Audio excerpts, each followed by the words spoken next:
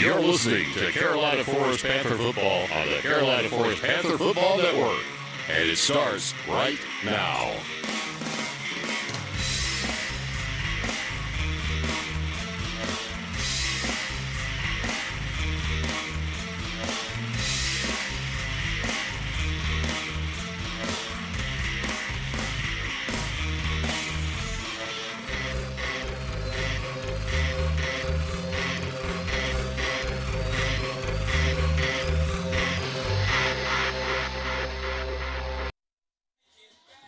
Good evening and welcome to Carolina Forest Panther Football here on the Carolina Forest Panther Football Network, as it is the season finale of the 2024 football season, with the Panthers hosting the North Myrtle Beach Chiefs to try to finish off their second straight undefeated region season and clinch the region title for the second season in a row. My name is Brandon Bisping. I'll be bringing you all the action, and joining me as usual, Brogan Hillman.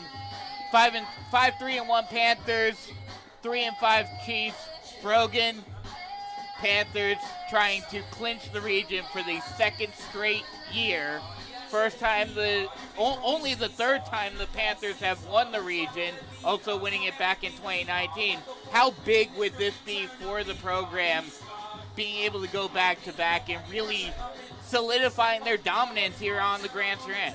It would be huge. I mean, obviously you mentioned this is a Panthers organization that hadn't won the region up until 2019, and then to come out and do it back-to-back years last season and then this season 2023, 2024, that's just a huge momentum shift that this program has never seen before. And to be able to do something like that and make history, that's always a positive, and that's always positive morale heading into the next year.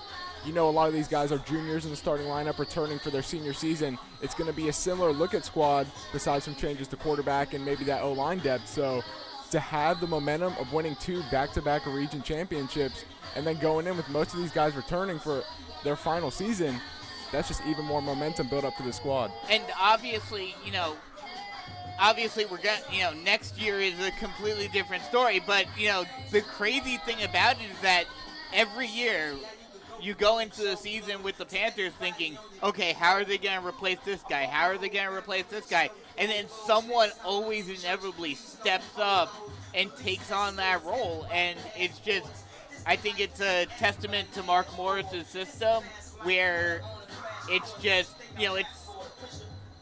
I want to say it's like Bill Belichick, but obviously after Tom Brady left, that was proven otherwise. But the better comparison, I would say, it's like Nick Saban in Alabama. Every year you have that turnover of guys graduating. Now, obviously, guys transferring as well. But yet, year after year after year, he was just able to implement his system with the guys that he had. You're exactly right. And that comes down to being a great head coach and being a winner. People want to play for these coaches. Everyone, if you ask them, they want to play for a Bill Belichick. They want to play for a Nick Saban. Yep. If you're coming up in the high school ranks, you want to play for a Mark Morris-type coach. They just find a way to win. They find a way to get it done. Just like you mentioned, whoever's on the field, whoever they have on their sideline, they're a resilient squad, and they find ways to get it done. They find ways to win. It doesn't matter who you have on the field. They're going for it all. Yeah. Obviously, last week, another big win for the Panthers, beating the crosstown rival Conway 42-0. Another top 10 win for the Panthers in program history.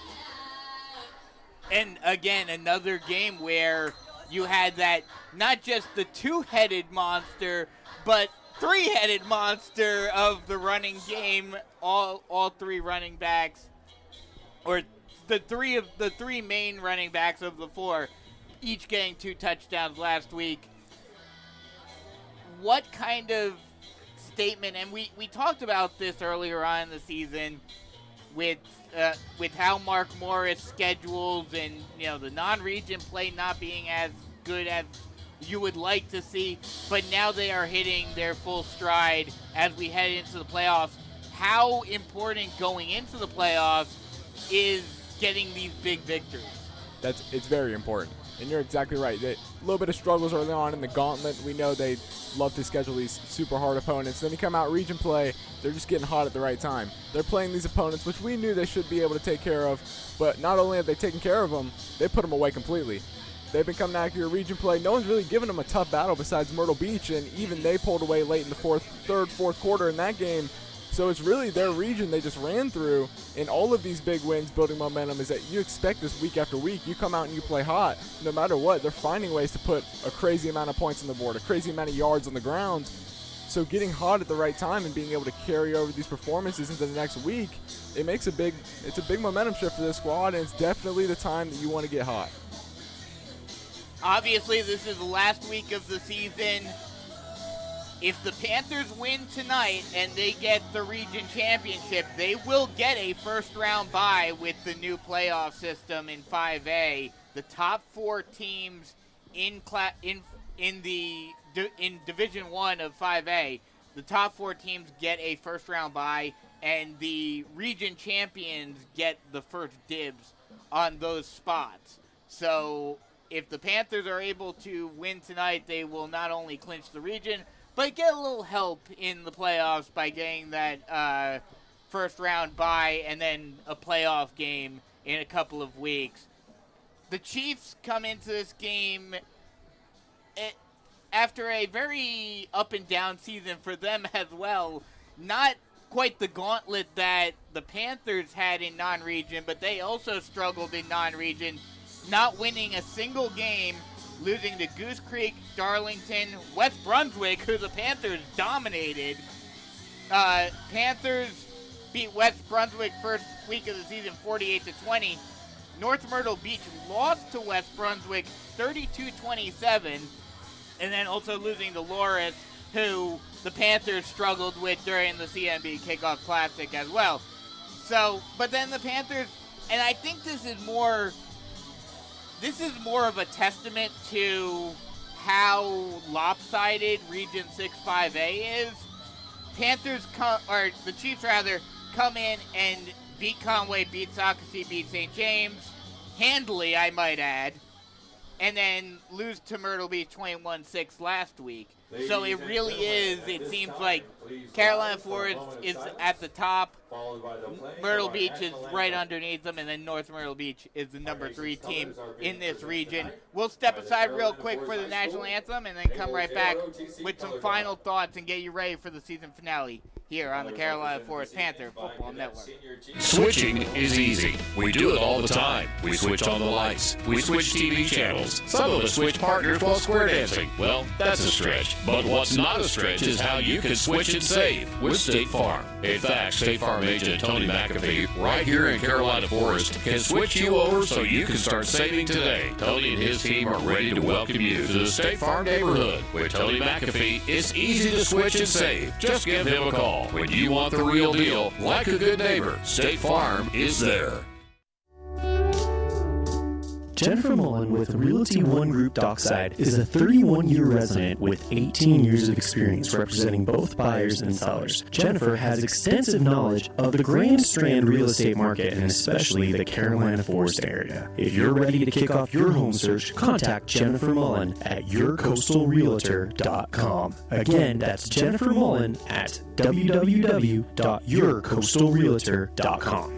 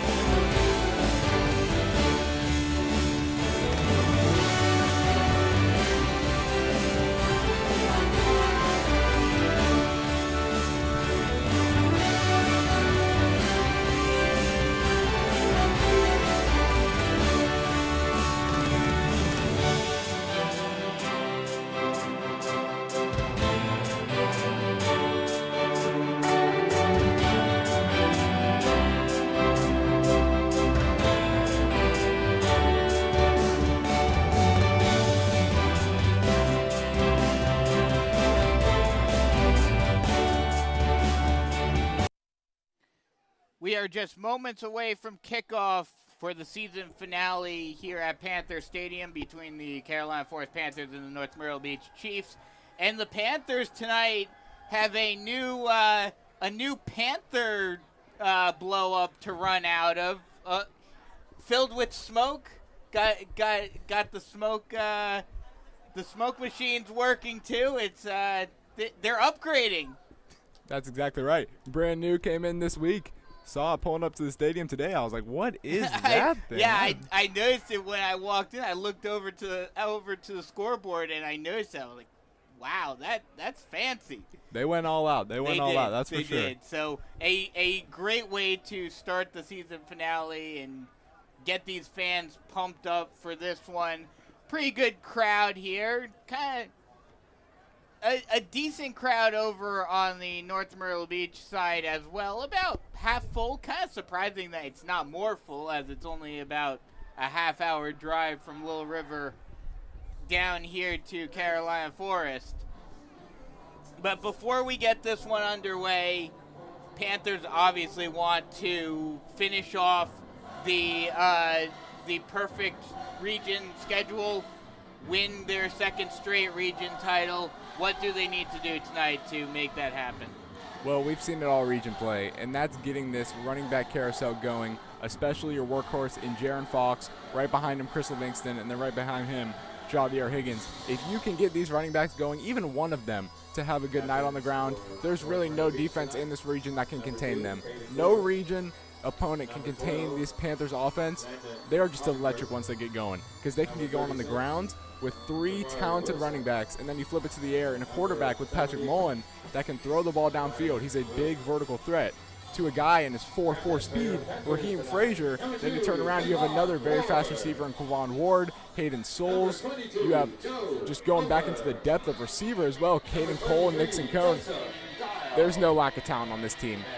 Not one bit. This team is, I would argue it's maybe outside of when the Janak attack was around, this may be the most dynamic Panther offense I've ever seen, at least.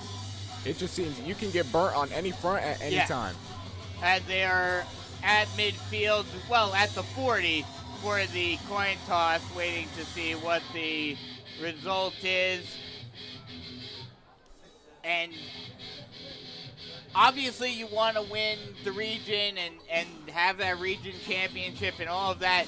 But also with the new system, how important is having that first round bye? I think it's very important. It reminds me of the brand new college football playoff as well. Those four big conference winners get those byes, and it's just a week you don't have to worry about. You can rest your bodies, you can practice, you can get right. It gives you time to sort of scout your opponent, watch them the week before, see how they play certain things, and it just gives you the upper hand going into the next week. Whoever has that bye is more well-rested, more film to watch, more time to practice. It just allows you to implement your game plan that much more. Yeah, and the Chiefs won the coin toss, and they elected to receive. So the Panthers will receive the second half kickoff, which I personally prefer. So absolutely. As the Panthers run out of the Panther head and onto the field for the final time in the regular season of the 2024 season, when they look to finish off the region sweep and win the region title for the second straight season. And I will say, this is one of the loudest environments I've seen from Panther Stadium. Yeah. It is rocking tonight. Well, it's senior night. It's the last game of the season. They're looking for a region title. These fans are ready to celebrate tonight. Just like last week against Conway, we had a lot on the line. Yeah. It's going right back to it against North Myrtle. Just like you mentioned, we have a lot on the line tonight as well. It's just the second straight week of this place rocking. Absolutely. Now, obviously the Panthers, they win and you clinch the region. But if they were to lose tonight and Myrtle Beach wins, then there's a three-way tie on top of Region 6, and then things get interesting with point spreads and all of that, because they would have each beaten each other. So Panthers, they have their fate in their own hands. So if they win, it doesn't matter. But just had to put that out there just in case. That's exactly right. They could make this very, very tricky with a loss tonight. Knowing the guys, they're ready. They love the battle. They love the anticipation. They love the stakes. There's a lot at stake, and that's for sure. And they love it. They love pressure. They love coming up and performing. And when you put this team in front of them, they're about to go out. They're going to fly around, and they're going to play their heart out tonight. Yeah, absolutely. As the Chiefs are out on the field ready to receive the first half kickoff, the Jennifer Mullen with Realty One Group Dockside kickoff just about to occur and get this season finale underway here in Carolina Forest. Final thoughts before we get the season finale underway? Just want to see them get this Chiefs offense off the field as fast as possible, Yep. put that run game on the ground, and put one in the end zone as early as possible. Just get the momentum, ride it high. It's been the same thing all season for me, and every time they've been able to do that, they've been able to come out here with a win. One play, Jaron Fox touchdown after getting the ball back. Let's do it. Yeah. Let's As do it. the kickoff is up and the season finale is underway here in Carolina Forest, taken at around the 20-yard line before being pushed out of bounds. They will mark him out at the 26-yard line. Jaden Gore on the return. And that's where the Chiefs will start with the ball. Excuse me, the 26-yard line. It'll be 1st and 10 for the Chiefs. Landon Cloninger comes out for the Chiefs, the quarterback. They'll start off in a shotgun set, one wide on either side for North Myrtle Beach.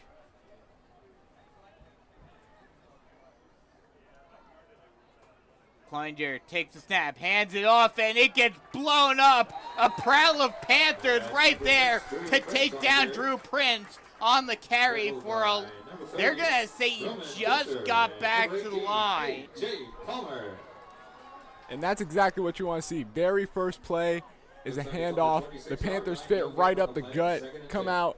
Every Panther, it seemed, on that defensive front was on the ball, just blowing it up, nowhere to go with that football. Yeah, they're going to say Prince just got back to the line of scrimmage, so it'll be 2nd and 10.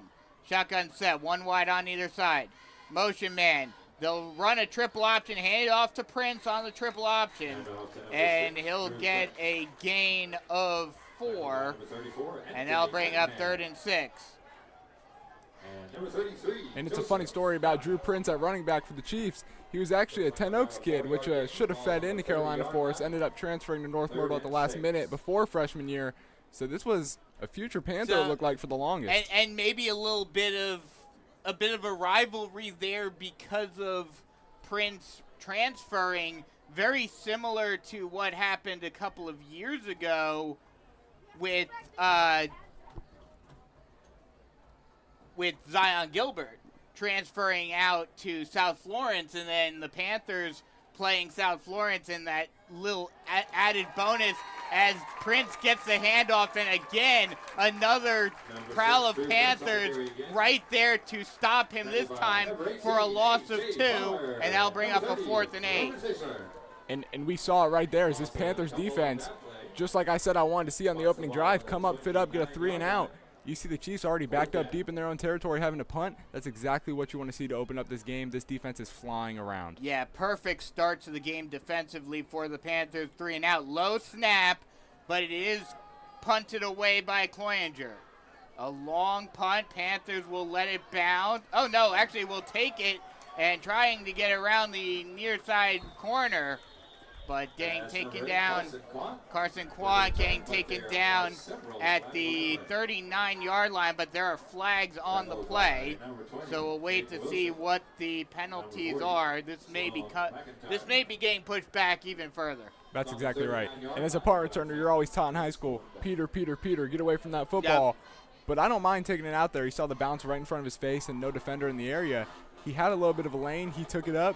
Sadly, it's getting called back a little bit, but good return there from Carson Quant. Very heads-up play. Yeah, it is going to be a holding on the Panthers, or actually an illegal block in the back on the Panthers. Takes the ball back to the 24 They'll yard push line. it It'll back be to the first and 10. 24-yard line. That's where the Panthers Defense. will start on offense for the first time this evening with 9:42 left to go in the first quarter. And now you got the 3-and-out you're looking for. You got the ball back early, and you deferred. So you start the second half with the football. Yeah. You got to maximize your opportunity right here. You got to go put one in the end zone, get that run game going to start off early. Shotgun set, 2 wide on the far side. Mullen takes a snap, hands it off to Livingston. Livingston tries to find a lane, but he gets taken down. Oh, actually that was Fox. And he will get taken down after a gain of 3. So that'll bring up a 2nd and 7. And you got to imagine this whole drive, they're just going to go right back to the run, try to feed Jaron Fox and just establish the run game, establish the momentum early. But beware, this squad's not afraid to throw it on 3rd down. Shotgun set, 2 wide on the far side for the Panthers.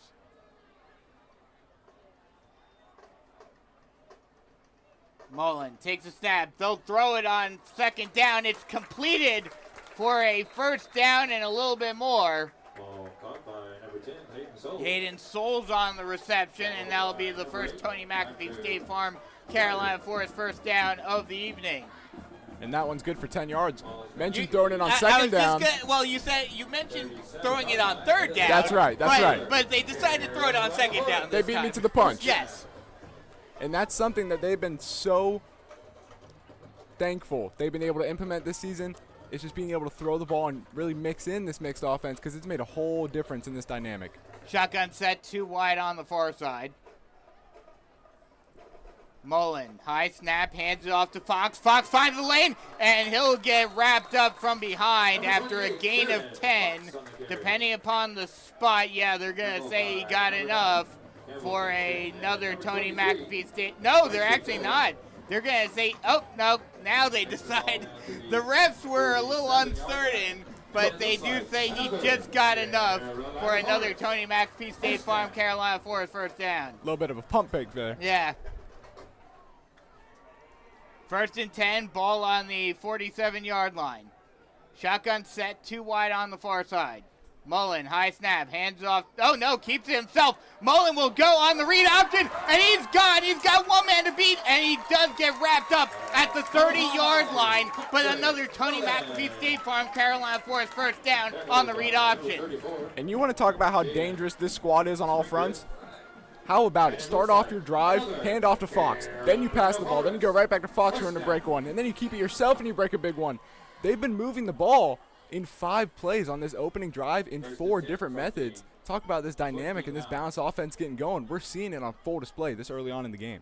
1st and 10, ball on the 29-yard line of North Myrtle Beach. They'll hand off to Fox this time, and he'll get taken down after a gain of 3. Jaron Fox. Pick up of 2. So early on, we're just seeing this offense really dial in and get everything going.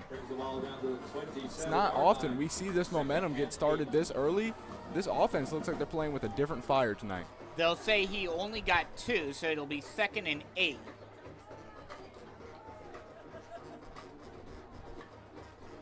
Panthers looking over to the sideline for a play call. 7.5 left to go in the first quarter. Still scoreless early on here at Panther Stadium. Hands it off to Fox, and he's gone. 10-5, touchdown Panthers. And there you go. The offense just so beautifully executed, so beautifully drawn up on that very first drive. They hit you on all fronts. You want to talk about knocking a team off balance? That Chiefs defense, I guarantee you, was not ready to see the Panthers offense. They were not ready for the pass on second down. And the middle of the line, Justin Carrasco and Douglas Morin just parted the Red Sea for Fox to just go right through, and there was no one in front of him. It was complete daylight until the end zone, and the Panthers put the first point on the board. The extra point by Jan is good, and with 7:11 left to go in the first quarter, it's the Panthers up in front early, 7-0.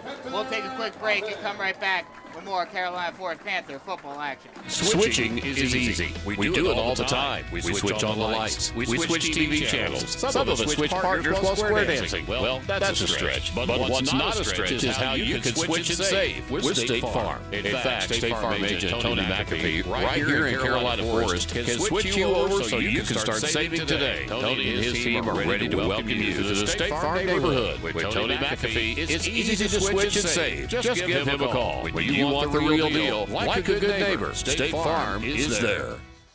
Panthers get off to an early hot start, and now they will go back on defense, try to continue that hot play defensively. They got 3 and out on their first drive defensively. They'll look to do the same here after the Jennifer Mullen with Realty One Group offside kickoff. It's a squib kick. The Panthers are trying to go for it, and it will be fielded by North Myrtle Beach and taken down down to the 43-yard line.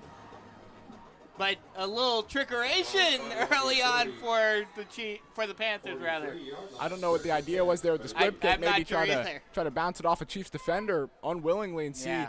Seems early on the Panthers are just going in their bag and knocking this Chiefs team just completely off their heels, throwing stuff they are not expecting at them, and it's working early. Shotgun set, 1 wide on either side for North Myrtle Beach. Motions a man, snap, hands it off, and nice juke move to get away from some defenders and bringing it all the way out to the 45-yard line. A good carry by Prince, and that'll be a Chiefs first down. And right there, that's what he's so dangerous at, is getting in that open field, getting to the next level. He is a very, very fast running back. He's very twitchy, and he can make a cut on a dime. You have to be very aware, and you cannot let him get out of the backfield. Yeah, we just saw it right there. A great juke move by Prince to avoid a couple of Panther defenders and get the first down. Shotgun pistol set, actually. 1 wide on either side. Play action pass. Trying to look his Cloninger. He just had some guys in his face, and he still completes it down the middle of the field.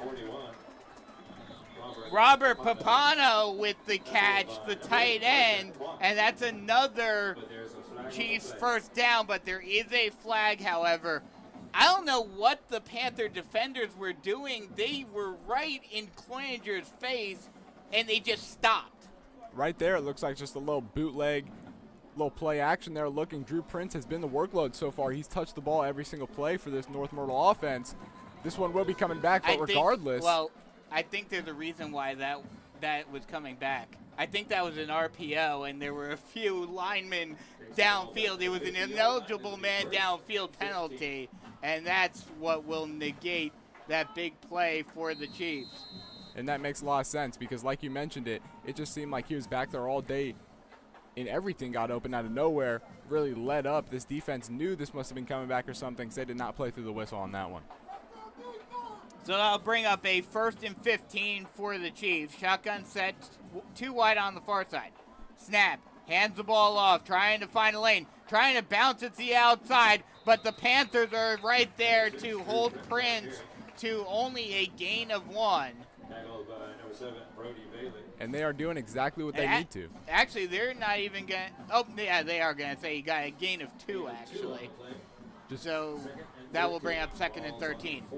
Fitting up to the run, not letting him get out of the backfield. Because once we already saw it once tonight, he's very twitchy. He's able to get out of these spaces, so you cannot give him a space to get out of. You have to contain. You have to get as many hats on the ball as possible. And so far from the run, they've been doing just that. Cloninger looking over to the sideline for a play call. Shotgun set, 2 wide on the near side.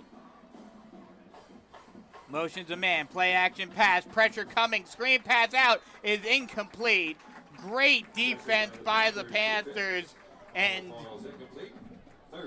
Anthony Cunningham was right in the backfield. Even if Prince was able to catch that, Cunningham would have lit him up. That's exactly right. You see 3 men open rushing right to your quarterback. looking for that little dump-off screen pass, and then Anthony Cunningham, like you mentioned it, is just all over the running back. That play was a disaster from the Chiefs offense from the jump. Panthers defense just read that so well, and they gave them no sign of life on that play whatsoever. Empty backfield this time, 2 wide on either side, with the H-back over on the far side. Snap, 3-step drop. Cloninger looks down the middle of the field, and it is incomplete. Caden Gore was wide open, but it was just a little out of his reach, and that'll bring up 4th down. And with that one being overthrown, Carson Quant was in the backfield lurking in the vicinity. Lucky that he was not able to get to that one on the dive. Nearly picked off there for the Panthers defense. So that'll bring out the punting unit for the Chiefs.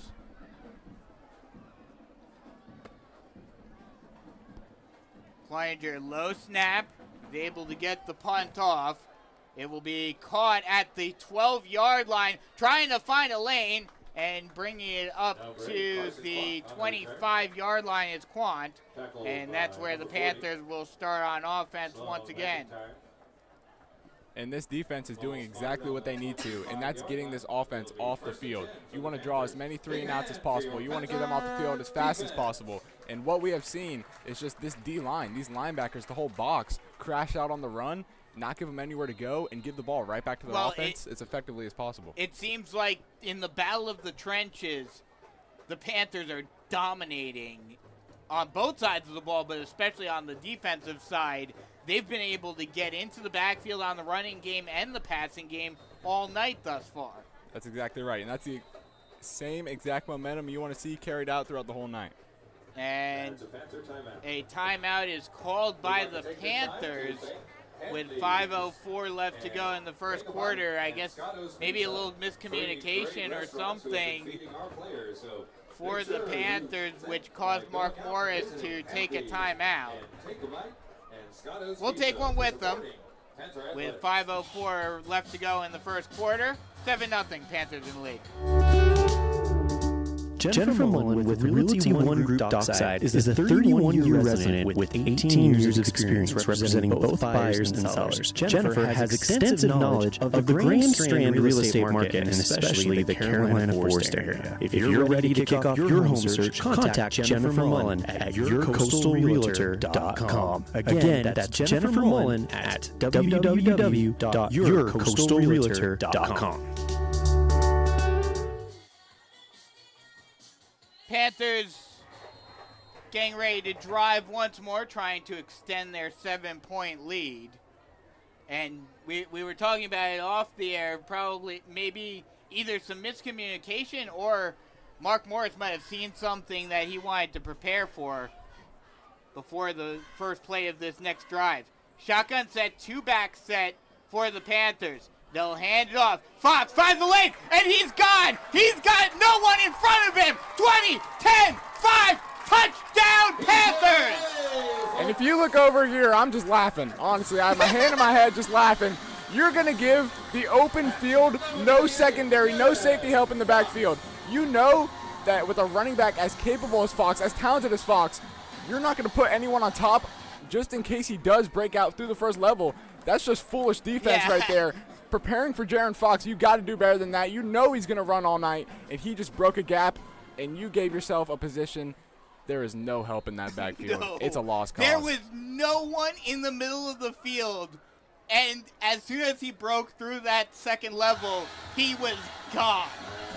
As the extra point by John is up and good. And with 4:53 left to go in the first quarter, Panthers up 14-0. If that's what we're going to see by Jaron Fox tonight, this is going to be a fun one. This defense is just fitting up so well to the run, and then you give the ball right back to this Panthers offense. Jaron Fox already 2 big broken runs to the house. This is just, it could get out of hand fast for these Chiefs. Now, if this game becomes a blowout, Probably not, just because Fox will probably be taken out. But could we see another Myrtle Beach-esque game for Fox tonight? I believe we won't, just because of the reason that you just mentioned. Jaron Fox getting taken out. This defense is just going to keep giving the ball back to the Panthers. I don't believe that the Chiefs are going to be able to move it, especially with the way that their offense is designed through the run, very run-heavy. I think it's going to be Panthers ball all night. Just quick 3-and-outs, getting this Chiefs offense off the field, not allowing them to get anything going. Jan gets set and kicks it away. And another little squib kick, this time fielded and fair caught at the 31-yard line. And on that one, I really like what I saw. Just a little sky kick up to the 30, and we saw these guys, Charles McCray, flying down the field, get out there. If that one wasn't fair caught any second sooner, Charles McCray was right there in the vicinity. Yeah, he might have been there to catch it on the fly.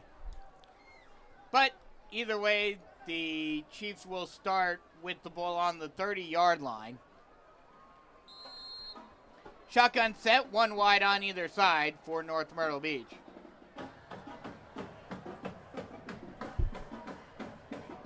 Cloninger takes the snap, hands it off, trying to find a lane, but nowhere to go. Again, a prowl of Panthers there to stand Prince up for no gain. And it's exactly what you wanted to see coming out here. We mentioned it. It's just fitting up to this run. We know it's Drew Prince's offense over there at North Myrtle. We know what they want to get going, and it's just a story of not allowing it to get going. We know, much similar to Jaron Fox getting going for the Panthers, that's exactly what they want to unlock with Drew Prince, and so far this Panthers defense is having none of it. They'll say Prince got 1 yard, so it'll be 2nd and 9.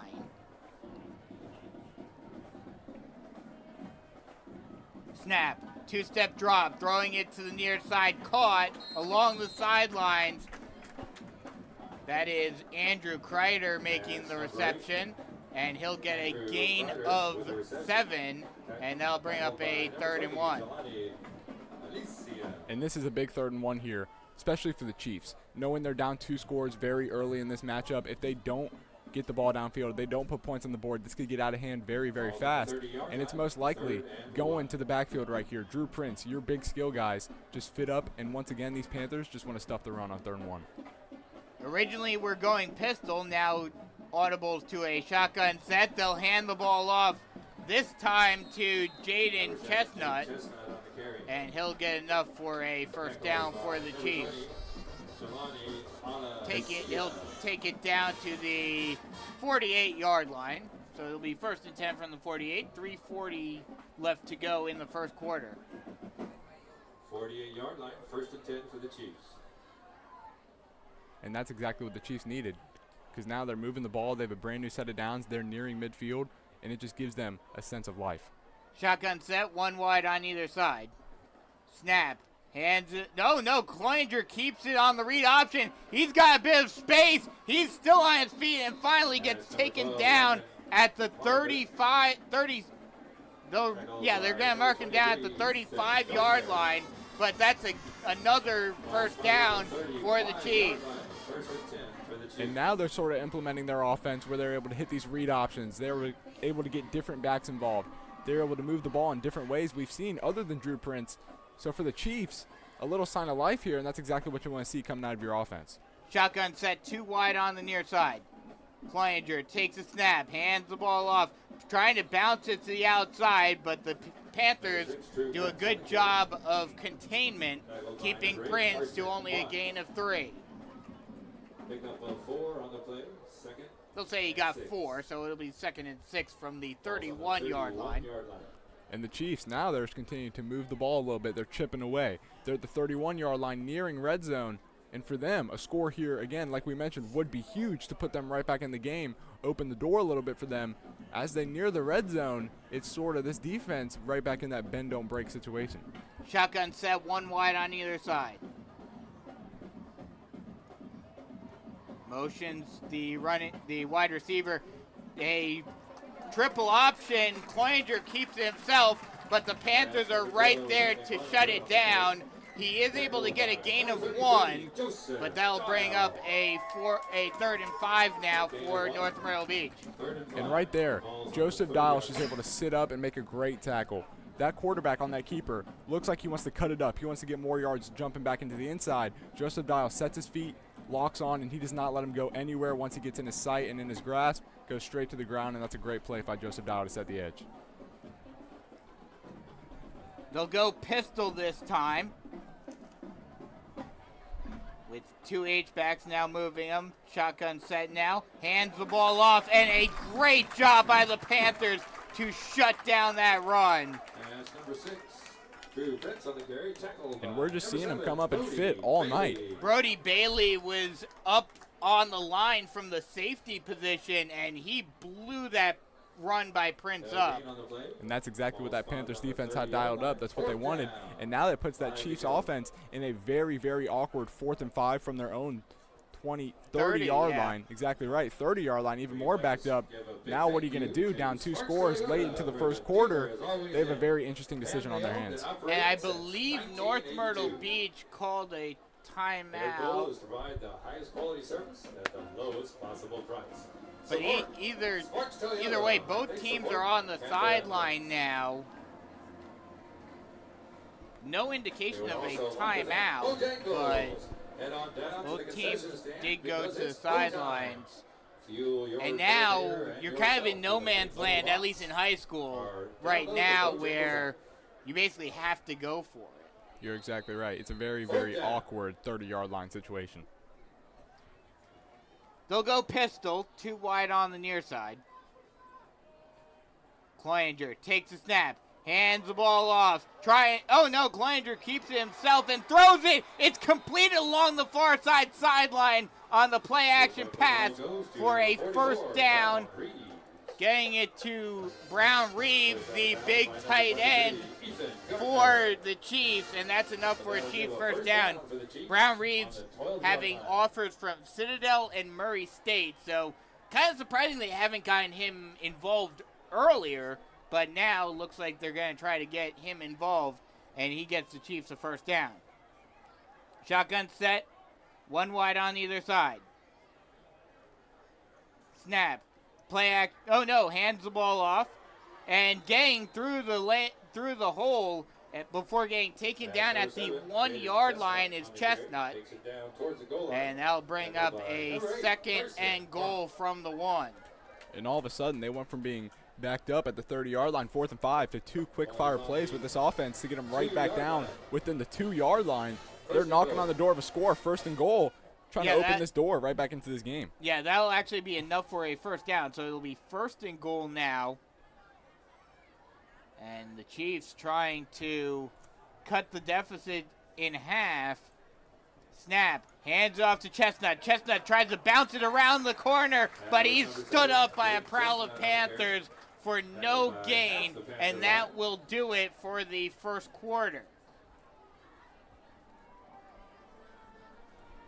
No gain on the play. Clock runs out on the 1st quarter. Panthers defense trying to bend but don't break on the goal line as we head to the 2nd quarter. We'll take a quick break and come right back. 14-0, Panthers in lead. Switching is easy. We do it all the time. We switch on the lights. We switch TV channels. Some of us switch partners while square dancing. Well, that's a stretch. But what's not a stretch is how you can switch and save with State Farm. In fact, State Farm agent Tony McAfee, right here in Carolina Forest, can switch you over so you can start saving today. Tony and his team are ready to welcome you to the State Farm neighborhood. With Tony McAfee, it's easy to switch and save. Just give him a call. When you want the real deal, like a good neighbor, State Farm is there. Start of the 2nd quarter with the Panthers behind the 8 ball defensively with the ball on the goal line, trying to get a goal line stand and keep the shutout alive. And for these Panthers, that's been the story for this defense so far, is fitting up on that D-line, just getting a hat on the ball and not letting them go anywhere. They've been fitting up very, very well, and this right here is going to be a big testimony of their defense being 2nd down from the 1-yard line. All right, black hole, there's the sand storm for you. Let's kick up some dust.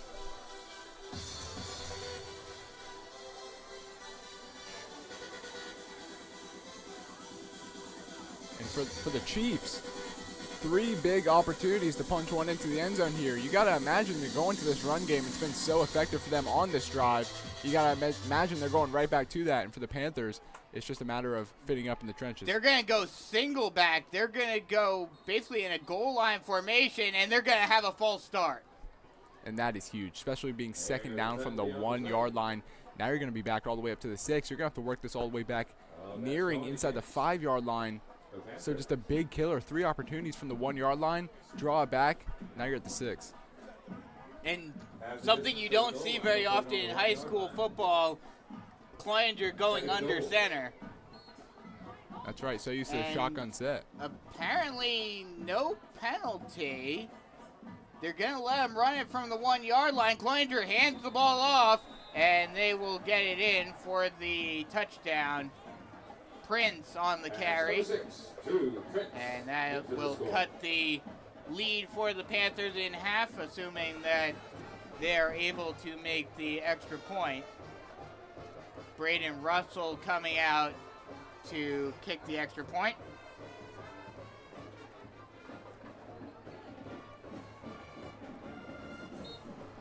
And that drive right there was very well constructed. You had a lot of opportunity on that drive. There was a lot of moments where you were backed up. You had a decision to make, and they made the right decision. They got down, and they put themselves right back in a position to open the door for this game. A penalty on the extra point. This may be a false start on North Myrtle Beach, which will make the extra point a little trickier, especially in high school. Although they're over talking with Greg Hill over on the Chiefs side. So this may be on the Panthers.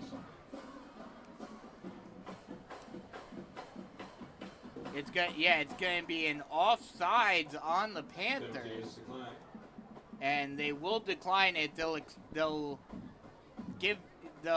keep it where it's at for the extra point.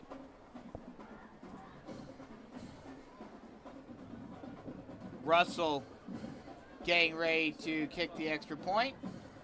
Kick is up. And good. And with 11:53 left to go in the first half, Panthers lead at 14-7. First half. Your Panthers are We'll ahead keep by it right here. With the Panthers offense getting ready to come back on the field. Two possessions for the Panthers offense, 2 touchdowns, both by Darren Fox. I think we're going to see it again. Surprise. Especially with how he ran on the last possession. That's exactly right. Just taking it 80 yards for a touchdown. Yeah. And for the Chiefs right there, that offensive drive is a testimony to how they play football. They go down 2 scores very, very early in this football game. And a lot of teams could roll over. They could lose a lot of momentum, lose a lot of morale, and just count themselves out in that very moment. What they did is they constructed a drive where they had a lot of tough opportunity, a lot of tough choices to make, and they did just that, putting points on the board. Not sure if they were trying to do an onside kick or a squib kick, but either way, the Panthers have to fall on it, and they are able to get some good field position to start off this drive. They'll start with only half the field left to go, right on the 50-yard line on this drive. Yeah, sorry for the sudden pause. I was just not expecting that. I was not expecting it either. 2 onside kick opportunities, 1 from each team to start off very, very early. So we see what this type of football game is. It's trying to get the ball. It's trying to score as fast as possible and not let your opponent have the football. Shotgun set, 2 wide on the near side. Play action pass. Mullen throws it down the middle of the field, and it is incomplete. Trying to get it to Frazier. And we see right there, especially after a big Jaron Fox rush, the Chiefs defense is expecting that ball to go right in the hands of Jaron Fox to start off this drive. So what the Panthers do is they drop a route to get their big vertical threat downfield, try to get him a strike early, catch him off guard, just fell incomplete. Snap, hands it off to Fox, and Fox just plows forward lowers his shoulders and tries to use his power to get through the line, but he is taken down after a gain of 3, and it'll be 3rd and 7.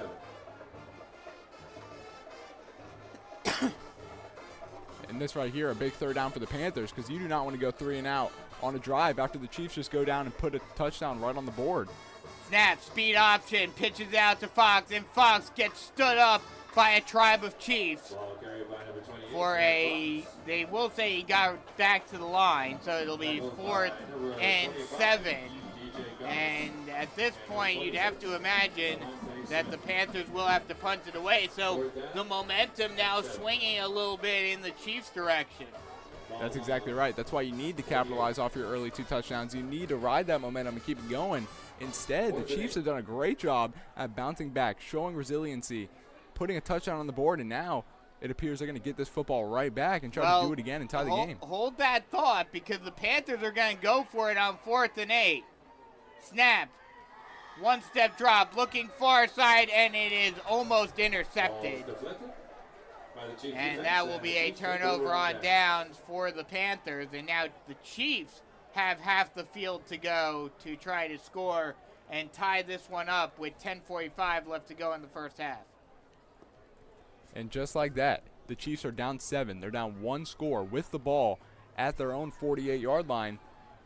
A golden opportunity for them to go down, score, tie this game up, and it's an even playing field. It's a level playing field. Maybe not even that. They have the upper hand with all the momentum going in their way. This is a big, big drive right here for this Chiefs offense, and to really show what they're made of. And I know that the Panthers are much more balanced this year than they have been in the past, but after how dominant Jaron Fox has been, I'm shocked that they didn't go to him on that drive. 2 of the 3 plays, or 3 of the 4 plays were passing plays. As they'll hand the ball off to Chestnut, he'll get a gain of 2. So they'll bring up 2nd and 8 from the 50. And you're exactly right. I think a lot of that comes from the shock factor. We're just as shocked as this Chiefs sideline is, as everyone in the stadium is, that Jaron Fox did not see the ball that much on that drive. I think they were really trying to hone in and catch this defense off guard. They just weren't able to do so, and instead turn the ball over in 4 quick plays. Shotgun set, three wide on the far side.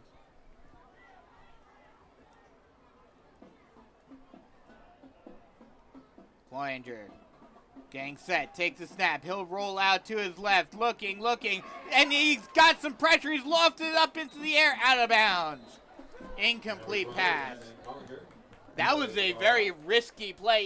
He kind of lofted it out of bounds just enough, but I was thinking that might have the opportunity of potentially getting picked off. That's exactly right. He's just rolling out in the pocket. Pressure builds up from this defensive front. They've been doing it all region play, just getting in the face of quarterbacks, not making it easy to make decisions back in the pocket, and they force them to throw it away. And just like you mentioned, put that ball in danger, almost get picked off. So that'll bring up a 3rd and 8 for North Myrtle Beach. Shotgun set, 2 wide on the far side.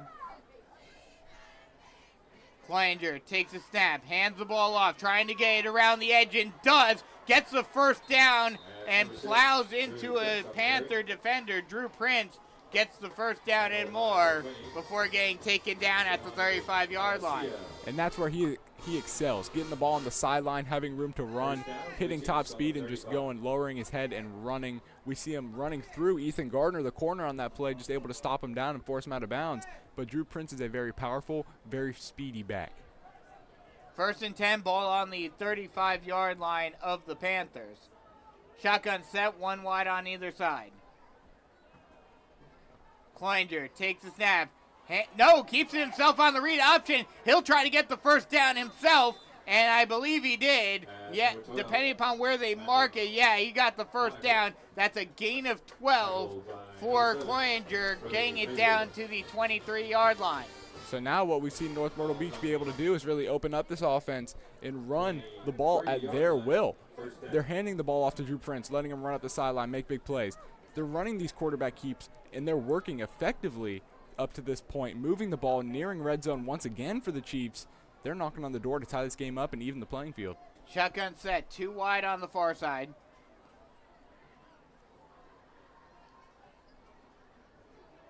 Cloninger motions a man, takes the snap, hands the ball off, and nowhere for Prince to go. He will get a gain of 1. Charles McCray on the tackle, and that'll bring up a 2nd and 9. And that's the type of defensive attack we saw very early on in the game for the Panthers. Those 2 first opening drives that they were able to get that Chiefs offense off the field, we saw that type of run contain, and they're trying to get right back to that on this drive right here. Shotgun set, 1 wide on either side for North Myrtle Beach.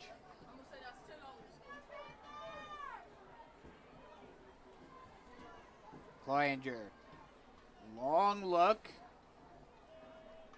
Play clock starting to, actually they'll reset it and hands the ball off and getting a gain of 7. Number 33. Rio Stevenson on the carry, and he'll actually get a gain of 5, and it'll be a 3rd and 6, or 3rd and 5 rather.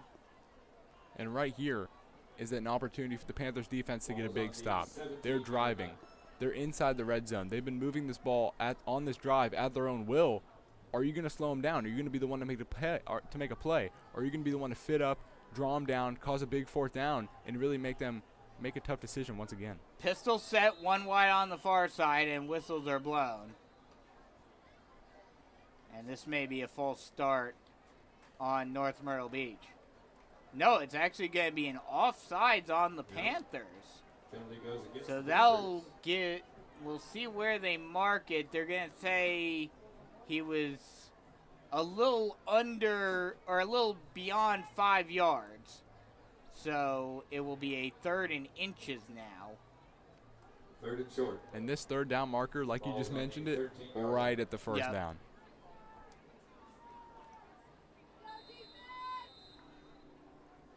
So now the Panthers have to stop a 3rd and inches in order to get the Chiefs to 4th down. Pistol set, 1 wide on the far side.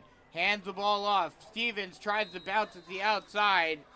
Prince tries to bounce at the outside, and he'll get the 1st down and a little more before being ferried out of bounds at they'll say the 10-yard line. Ball spotted on the 9-yard line.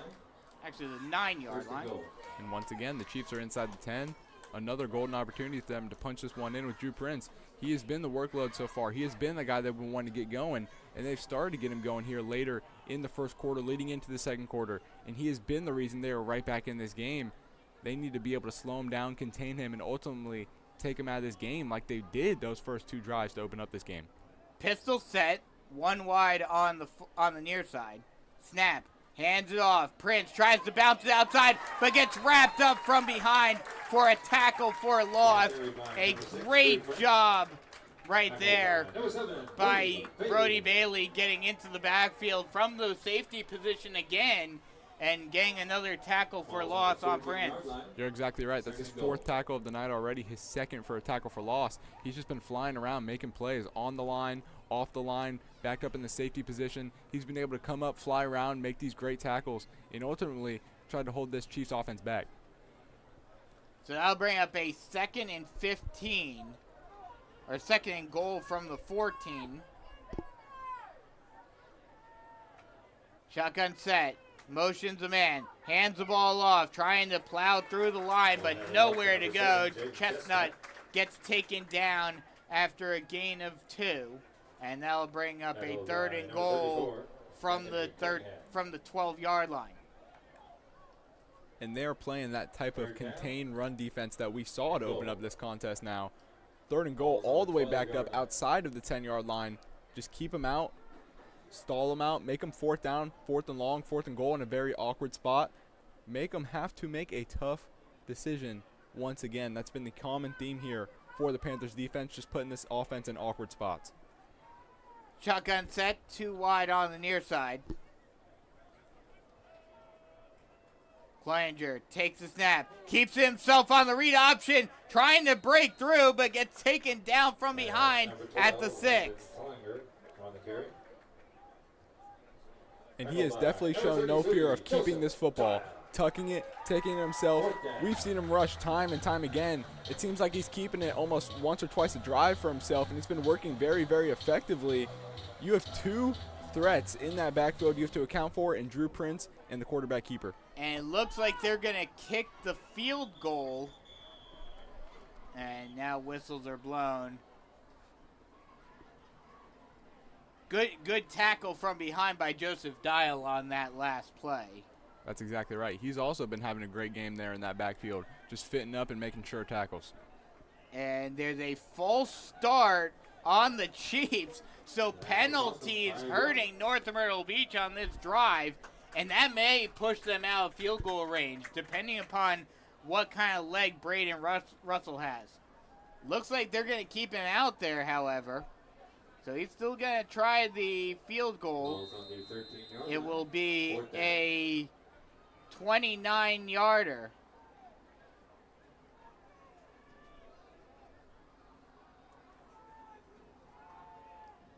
The snap, the hold is good, the kick is up, it is no good, wide left. And that you see the pressure getting in the backfield, not making it easy, especially it's already you have a lot of anticipation, you have a lot just of stress as a kicker trying to line it up, put it through. This rush coming through did not make it easy once whatsoever, and just drawing that one, forcing a bad kick. Now you're taking over right there at the 19-yard line. So with 5:02 remaining in the first half, Panthers still up by a touchdown, 14-7. Ball's on the 20-yard line, first and 10. Panthers will start this next drive on their own 20-yard line. Shotgun set, one wide on either side. Mullen takes the snap, hands off to Fox. Fox finds the lane, tries to stiff arm one guy, but he is wrapped up and pulled down after a gain of 7. Getting taken down at the 27-yard line. That'll bring up 2nd and 3. And that's what you want to see, especially coming off the last offensive drive where they turned it over on downs. They didn't see Jaron Fox have the ball much. You want to get right back to what's been working effectively to start off this game, and that's your workload in Jaron Fox, and they're going right back to him to start off this drive. Shotgun set, one wide on either side. 2nd and 3 from the 27-yard line. Snap, hands the ball off to Fox. Fox nowhere to go, and he'll get taken down right at the line. Nope, they'll say he got 1 yard. So it'll be a 3rd and 2. And the Panthers, 3rd down once again. They face a very, very contested 3rd down, 3rd and 2. We know this is a team that loves to throw the ball on 3rd down now, especially utilizing their balanced offense. Hayden Solis has been that big 3rd down guy. He is on the field, far side. Are they going to the ground game in Jaron Fox, or are they putting this one through the air? Shotgun set, 2 wide on the far side. Now 1 wide on either side, motions both of the tight ends into their tight end positions. Hands it off to Fox, and he'll push forward for another Tony McAfee State Farm Carolina Forest first down. And that was a foolish question. Should have known they're going to the ground. They're working on Jaron Fox. And he just picks up a big first down, doing what you trust your playmakers to do, and that's make a play. Yep, just trust that Fox will be able to get that first down, and he does. With 3.5 left to go in the first half. Panthers trying to extend their 1-possession lead, 14-7 currently. Shotgun set, 2 wide on either side. Snap, hands the ball off to Fox, and this time the Chiefs are right there to knock him down. Actually, Patrick Mullen kept it himself on the read option, but either way, he gets taken down for a loss of 2, and it'll be 2nd and 12 from the 30. We're going to see a little bit of a formation switch here, a little dual back set. Chris Livingston in the game. Now you also put in Joe Ober there at that tight end set. Going to be interesting. We've yet to see this dual back set tonight. See what they want to get going. We saw it once. We saw it on the touchdown run. Well, then I like the dual back set.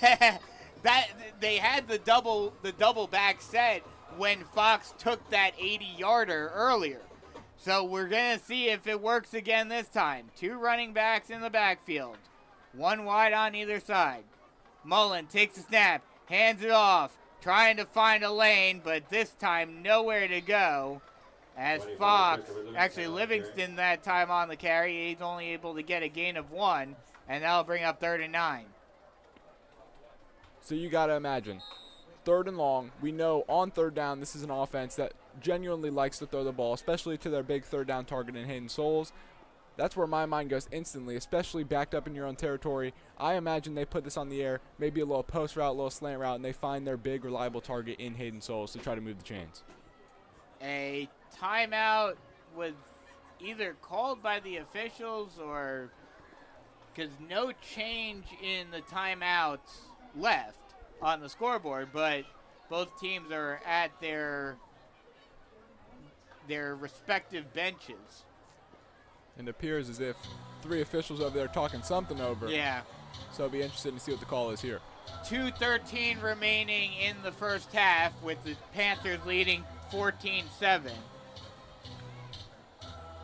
Panthers trying to keep this drive going. It'll be a 3rd and 10 from the 32-yard line. Now both teams back out on the field. Shotgun set, 2 wide on either side. Play clock starting to run down. Now Mullen finally gets the play call in. 5 seconds on the play clock. He does get the snap off. 5-step drop, screen pass out to Fox. Fox tries to get some blockers. He's got a few blockers, and he is done. He's got one man to beat and finally gets taken down at the 41-yard line. But another Tony McAfee State Farm Carolina Forest first down. And there you go, right to the air. 27-yard reception, Jaron Fox. He's just able to pick off his blocks, run behind his blockers, make a move, make a man miss, get upfield, draw out more than he should have, and a big reception on 3rd down to move these chains. Had that patience to use his blockers, and this time he gets the handoff. No, that's Livingston, and he's gone down the near side sideline for a touchdown. How about this dual back set? You have one that does it through the air, a big 3rd and 10, picks up a 27-yard gain. You needed 10, he got you 27 moving these chains. And then you hand it off to your other back in that dual back set, and he's able to take it for a 41-yard touchdown, making a man miss up the same sideline. We just saw Jaron Fox make a couple man miss. A very, very dangerous running back duo, and one that can get it done on either front. Fire and ice. That's exactly right. We see it on full display. And now Keon Jan comes out to kick the extra point.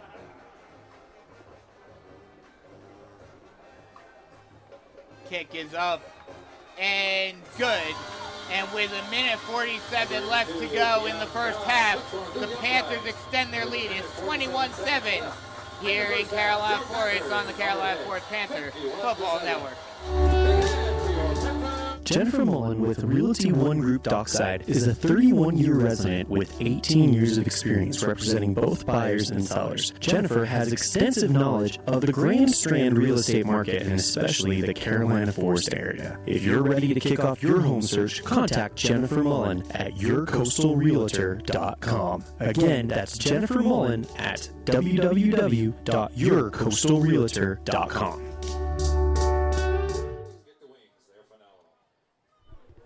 Panther defense looking to have another big stop with a 2-minute drill probably about to commence for North Myrtle Beach with 1:47 left to go in the half.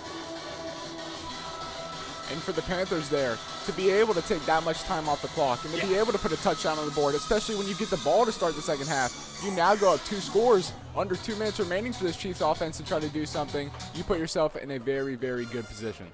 That is a very good point. The fact that the Panthers, as the kick is up, fielded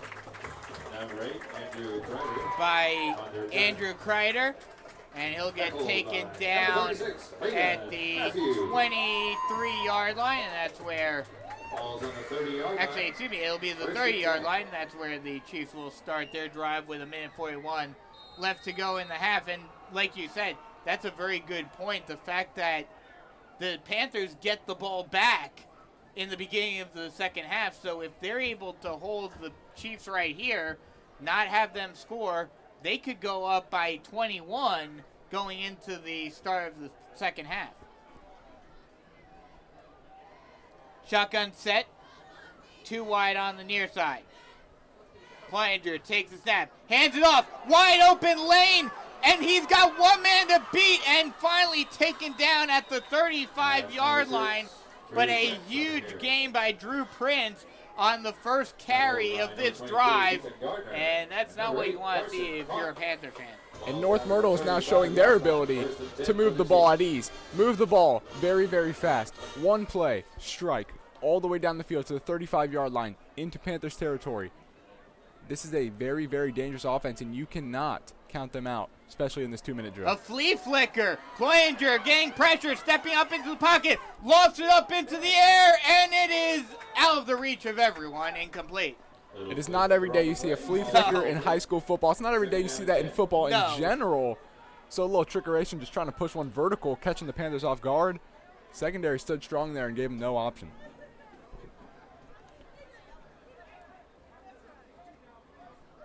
So that'll bring up a 2nd and 10 from the 35-yard line.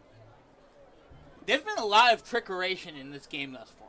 That's right. It seems like they're just trying to get creative, move the ball, and do whatever they can. Shotgun set, 2 wide on the near side. 5-step drop for Cloninger, stepping up into the pocket. He's got pressure, still on his feet, takes it down and tries to run it himself, and he's able to just get back to the line of scrimmage before getting taken down. Gary Tomlin, good pressure and good pursuit by Tomlin, keeping Cloninger from getting out into the corner, getting out into space. That's exactly right. He took a great angle. He did not allow him to get upfield. He used the sideline, which is your best friend as a defender, and he just made him make a move, pushed him out, and didn't give him much to work with. They'll actually say he did get a gain of 3, so it'll be 3rd and 7. Shotgun set, 2 wide on the far side, throwing in near side, it's completed.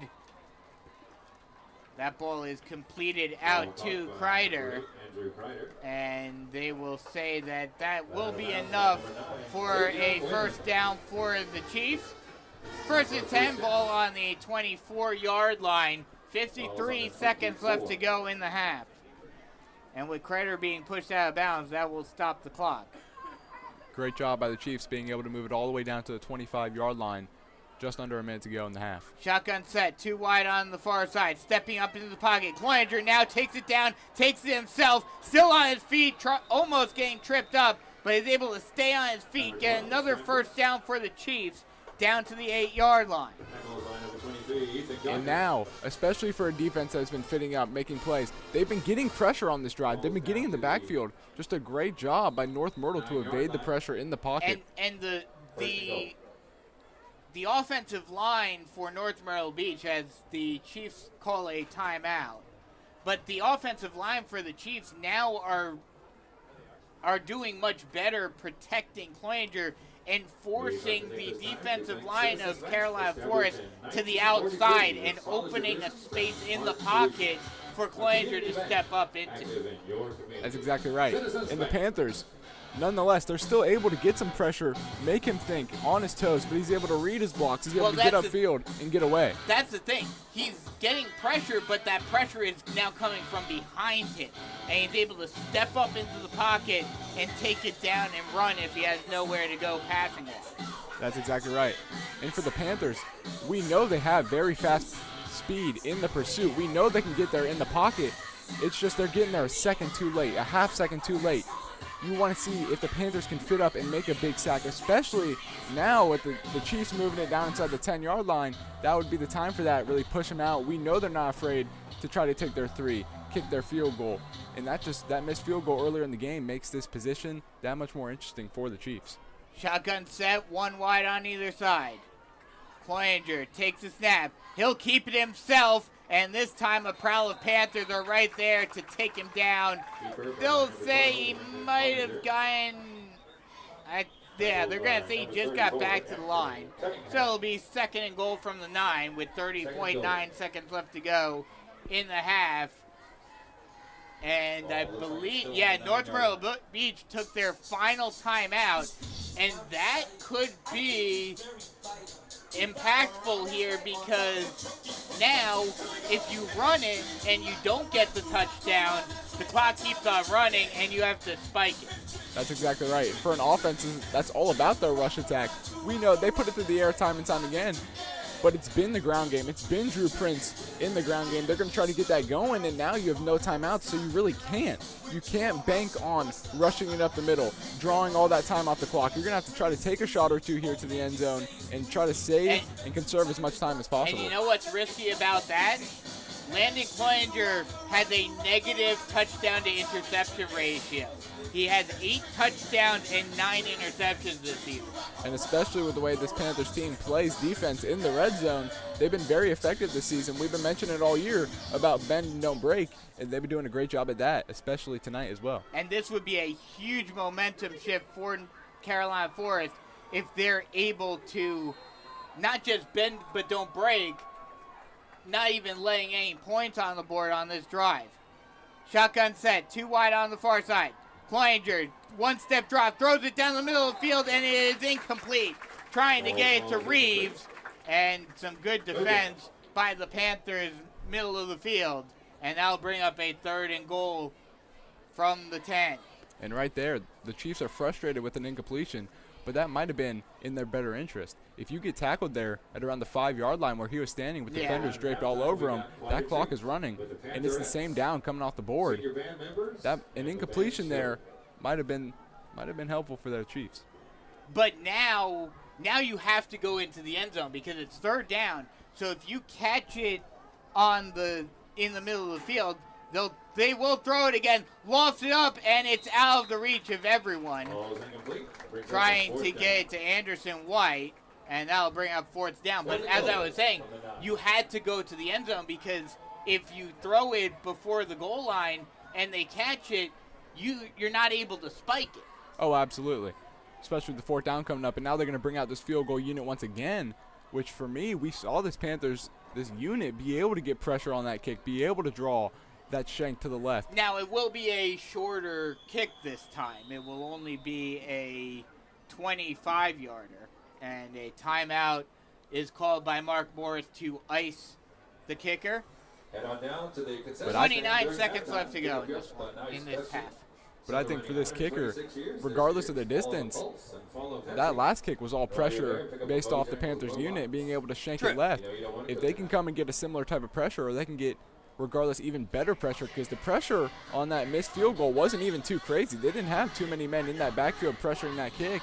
If they can get a sort of similar, even better rush on this kick, it could be a tough night for this Chiefs field goal unit. Oh yeah, you're definitely right there.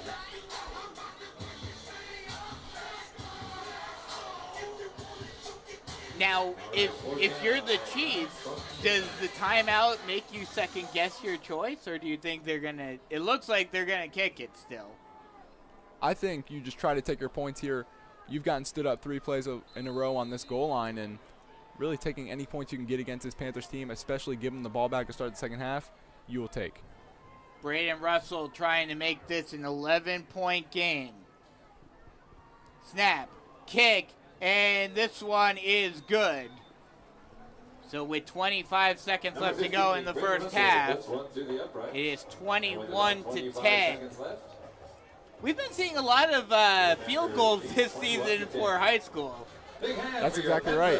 And funny enough, this kicker I was actually with on Halloween, and I had no clue until he mentioned it playing for the Chiefs team. He said he was the kicker, so very, very interesting there. Just being able to see him especially come out with 2 field goal attempts here in the first half. Very interesting. Yeah, Pat, we had a field goal against the Myrtle Beach game in the Myrtle Beach game as well, so it's been a very unique season on that front. And now the Panthers, with 25 seconds left to go in the half, maybe just hand it off to Jaron Fox, see what he can do, see if he can break a big one. I would say, especially with the way that he ran on that second drive of the game, just breaking one off very first play, it is in their best interest to just try and they're going to onside kick it again, waiting to see who fell on it. By the kicker, and it looks like North Myrtle Beach recovered. They have recovered the onside kick, And now with 20.8 seconds left to go in the half, they have the ball in Panther territory and possibility of them scoring some more points before the half. 49-yard line of the Panthers. Well, so I definitely don't think we're going to see Jaron Fox here on this next play. No. But here for the Panthers, even with the way Drew Prince has been running, you gotta think they're going back to contain, just not let anything deep over the top. Yeah. And for the Chiefs, Especially with the Chiefs not having any timeouts. that's exactly right. Just about to mention Chiefs burning the last of their timeouts on that last offensive drive, so you got to think it's going to be all air raid here, pushing vertical passes here for the Chiefs. Shotgun set, 2 wide on the far side for North Myrtle Beach. And whistles are blown. And looks like there's going to be a false start on the Chiefs. So that'll push them back even further. It'll be 1st and 15 from the North Myrtle Beach 46.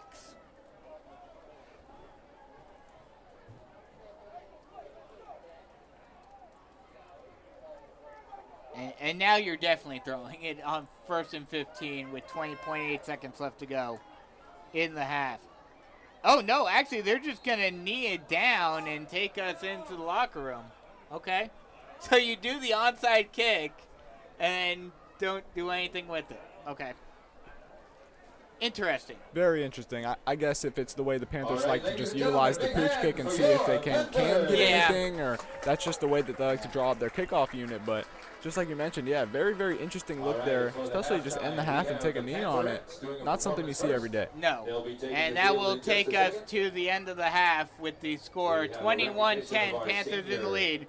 We'll take a quick break, come right back with some first half stats and analysis, and get you ready for the second half here on the Carolina Forest Panther Football Network. Switching is easy. We do it all the time. We switch on the lights. We switch TV channels. Some of us switch partners while square dancing. Well, that's a stretch. But what's not a stretch is how you can switch and save with State Farm. In fact, State Farm agent Tony McAfee, right here in Carolina Forest, can switch you over so you can start saving today. Tony and his team are ready to welcome you to the State Farm neighborhood. With Tony McAfee, it's easy to switch and save. Just give him a call. When you want the real deal, like a good neighbor, State Farm is there.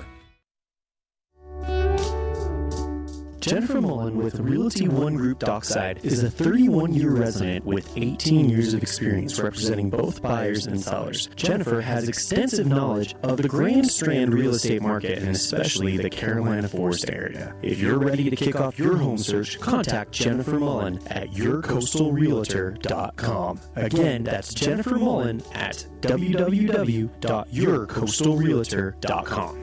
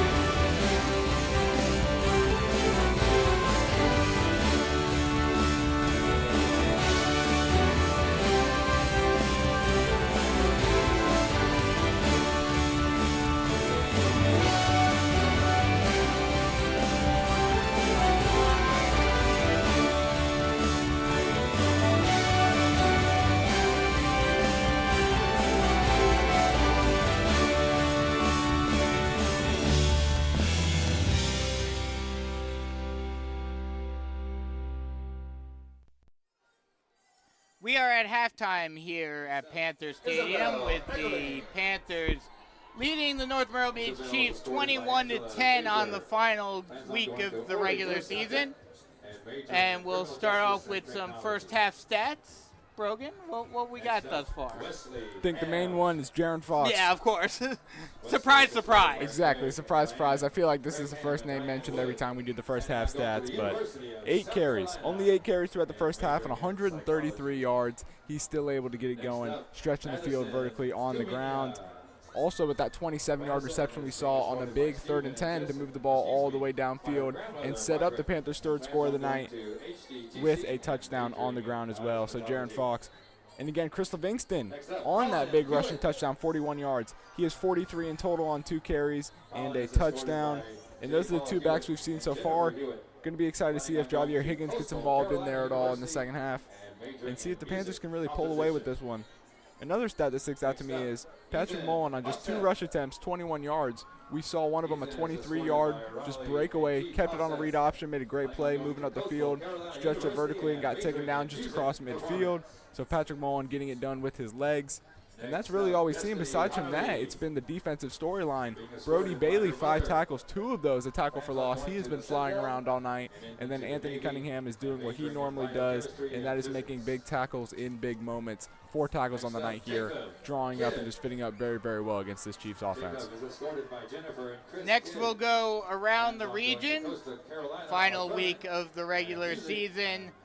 This is the big game. This is where everyone is on the Grand Strand tonight, with this basically being the region championship game. Also tonight, Myrtle Beach and Socastee trying to play for who will be the 3 seed more than likely. And in that game, as of right now, it is 21-16 with a minute 34 left to go in the half. Myrtle Beach leading that one, but Socastee is currently on a 16-0 run. So that game might come down to the wire. And in the battle of futility, St. James against Conway, haven't been able to find a score on that one yet. I haven't been able to either. It seems they're playing a little incognito game over there. I think it's more of no one's really paying attention because it's a battle of the 1-8 Conway Tigers against the 0-9 St. James Sharks. It'd be very interesting to see if the Sharks can pull one out. Just not end this season 0-10. That's really, they're just fighting right now to not have that on their record books. It's them trying to, it's the team that, it's who will be the odd man out in Region 6, 5A. Brandon is being escorted by Jamie Ortiz. Yeah, I can't find anything. Let me see if there's. Majoring in aeronautics for professional pilot license. Yeah, not seeing anything on that Conway St. James game. Like we mentioned, the more than likely the Panthers will have a bye week next week. They will get a first-round bye more than likely as being the region champion as long as this score holds.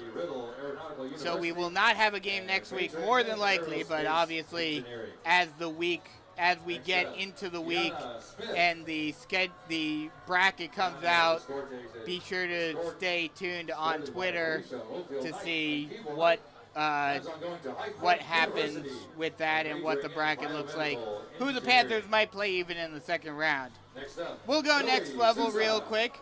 Chiefs have 3 players at the next level. Chase Simmons, defensive end at Syracuse, Henry Duke, tight end at Virginia, and Stephen Bryant, defensive tackle at Weber State. Chase Simmons had 4 solo tackles last week for Syracuse, and this week Syracuse traveling to Boston College, Virginia traveling to Pitt, and Weber State hosts Idaho State. For the Panthers, last week, another big game for Kyle Watkins over at Wofford. having 5 catches for 112 yards. And he'll look to do that again this week, traveling to Furman with Wofford. Alabama State traveling to Arkansas Pine Bluff. Austin Peay hosting Abilene Christian. And Murray State hosting Missouri State this week. So I think this is pretty, we're in a good position right now for the Panthers winning this game and winning the region. But what do you think, what should we expect going into the second half? I think going into the second half, it's just a story of this Panthers defense. As well as they've been fitting up to the run, they've been letting up too many big plays. They've been letting up too many points from this Chiefs offense. They need to fit up better to the run. They need to look to contain this well-dynamic offense and really contain Drew Prince. He's been that workload. Much in the same Jaron Fox is to this Panthers offense is what Drew Prince is to that Chiefs offense. So they need to do a good job of just fitting up, not letting them get outside, not letting them get vertical, and just contain them like they were able to do on those first 2 offensive drives. Yeah, I would definitely agree with that. You ready for the show, folks? How long do you expect to? How long do you think we will see Jaron Fox in this game, depending upon what happens? Hopefully, we can have him out of there by the 4th quarter. My goal is by the time that this 3rd quarter hits 0, Jaron Fox is on the sideline. He is not needed. His services are done for the night, and you can flip it over to some young guys. This one's put away out of hand. But with the way the Chiefs are playing and the way they're being resilient and not backing down, and every time it seems the Panthers make a big play, they come out and they match that, I don't know if that's going to be a possibility tonight for the Panthers. It depends on how they're able to fit up. They get the ball to start off this second half. If they're able to go down, put together a very well-constructed drive, and really sort of try to put this away with momentum, it could go either way. I hope the Panthers are able to come out here and do just that and go down and have a big offensive drive to start off and really just swing the momentum and never really give the Chiefs a chance to get back in this game. Yeah, and I think we can expect that in this one, especially with how well Jaron Fox has been running the ball, how well this entire offense has been going. I think this is going to be a situation where, kind of similar to the Myrtle Beach game, honestly. Obviously, this game's not as close at the half, but I could see this being a situation where Jaron Fox just lights it up at the beginning of the second half, and this game is a blowout by the end of the 3rd quarter. That's exactly right. And you just got to hope he comes out here and he does what he usually does and just breaks these big runs, puts this game away. Maybe Patrick Mullen hits him on that vertical threat to Raheem Frazier. Something we've seen time and time again in region play is just taking the top off, hitting your 4.4 speed guy, and just letting him run up the sideline and use his burners. We also know they have Hayden Souls, Quavon Ward if they want to stretch the field vertically as well. There's just no lack of weapons. It just seems so far those weapons are being contained by this Chiefs defense, doing a good job of not letting them break off too many explosive plays, even though I say that, but Jaron Fox, 75 yards, Chris Livingston, 41 yards. Jaron Fox, you get the idea. Yes. They've had these big plays, but not nearly as much as they need to put this game away. It's just a story of can they come out, do it again in the second half, and put it on ice. Exactly. And I certainly think they can. What kind of effect and how confident are you of this team's capabilities going into the playoffs? I'm very confident. I think this team can go as far as they want to go. I think tonight what we've seen is just great play by both teams. Regardless of if the Panthers put up 21 points, this Chiefs offense, even though they only read 10 on the scoreboard, they've had way more opportunities to put points on the board. It's just been a great all-around football game from both sides. I know we come out here, anytime you play a region game, you want to kill your opponent. This is a very respectable Chiefs team, and they're in a position to win the region for a reason, and they're showing that tonight by not dying down, fitting up, playing football, and just keeping them in this game, keep giving themselves a steady opportunity. What the Panthers need to do is just fit up and put this one on ice, just like we mentioned, and just not let the Chiefs have those opportunities and just slam the door in their face. Absolutely.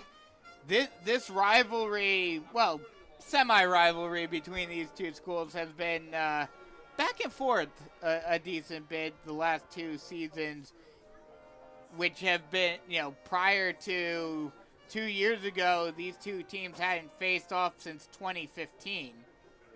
And the Panthers in the last 2 matchups have been pretty dominant over the Chiefs. And they look to certainly continue that tonight. A bit of an extended halftime tonight with it being senior night and the band putting on a pretty big performance on the field right now. And like I mentioned, the Panthers, if they win this game, which it looks like they should, they will have a bye week next week.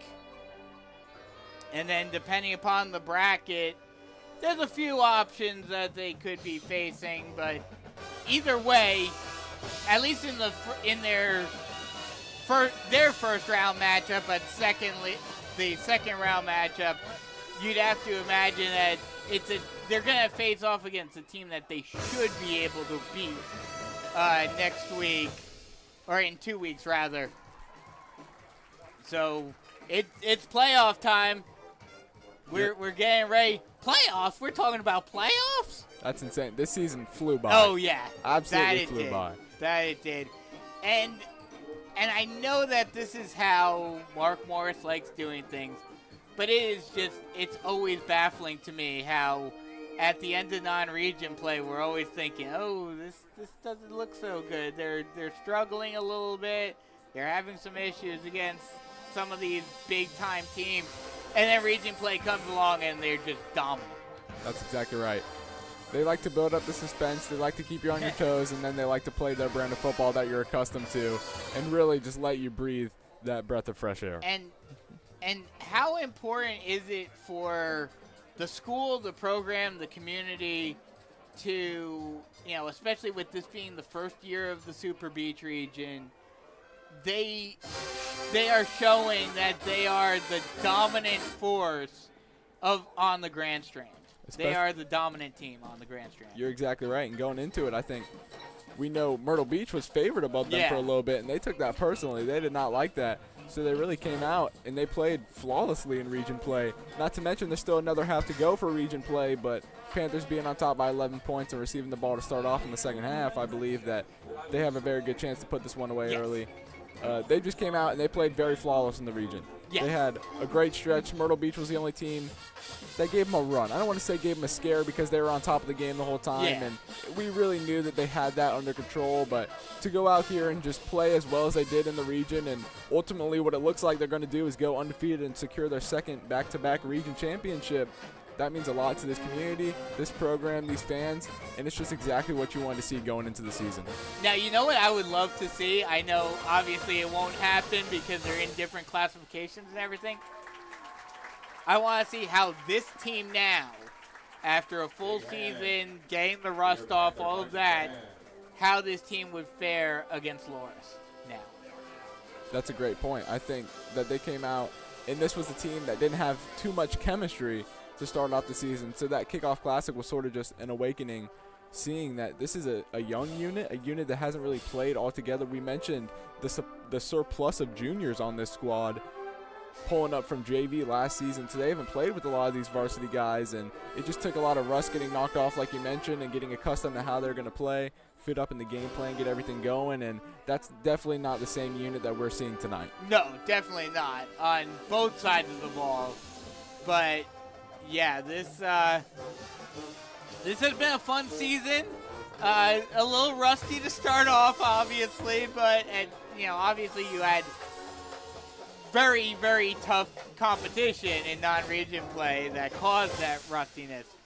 But it's been a fun season, and we're looking forward to hopefully having a few more games beyond this in the playoffs as the marching band just finishes off their performance on the field.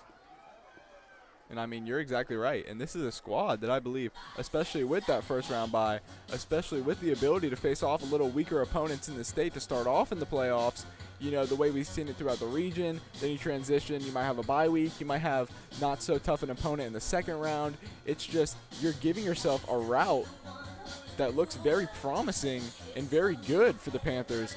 You want to face these opponents off early in the playoffs sort of knock them off as soon as you can, get into these bigger matchups and have this momentum rolling, have these consecutive win streaks, there's a chance the Panthers go into a third-round matchup off a 5, 6, 7-game win streak with a lot of fire and a lot of momentum behind them.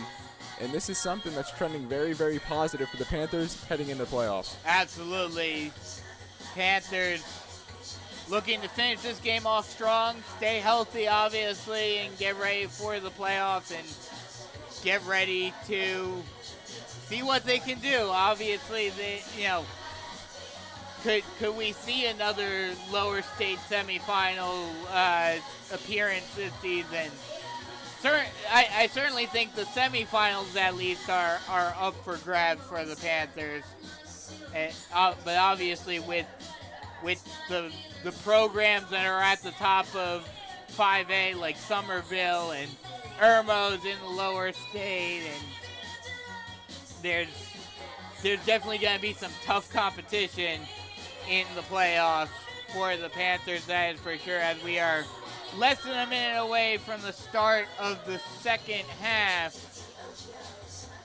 And you're exactly right, especially with that Irmo point. A very, very tough opponent tonight for Irmo and Dutch Fork, and they're playing a tight-knit battle right now. A very, very good one and a very close one throughout the state right now. Dutch Fork leads that one 21-14 with 3 minutes left in the second quarter. Yeah.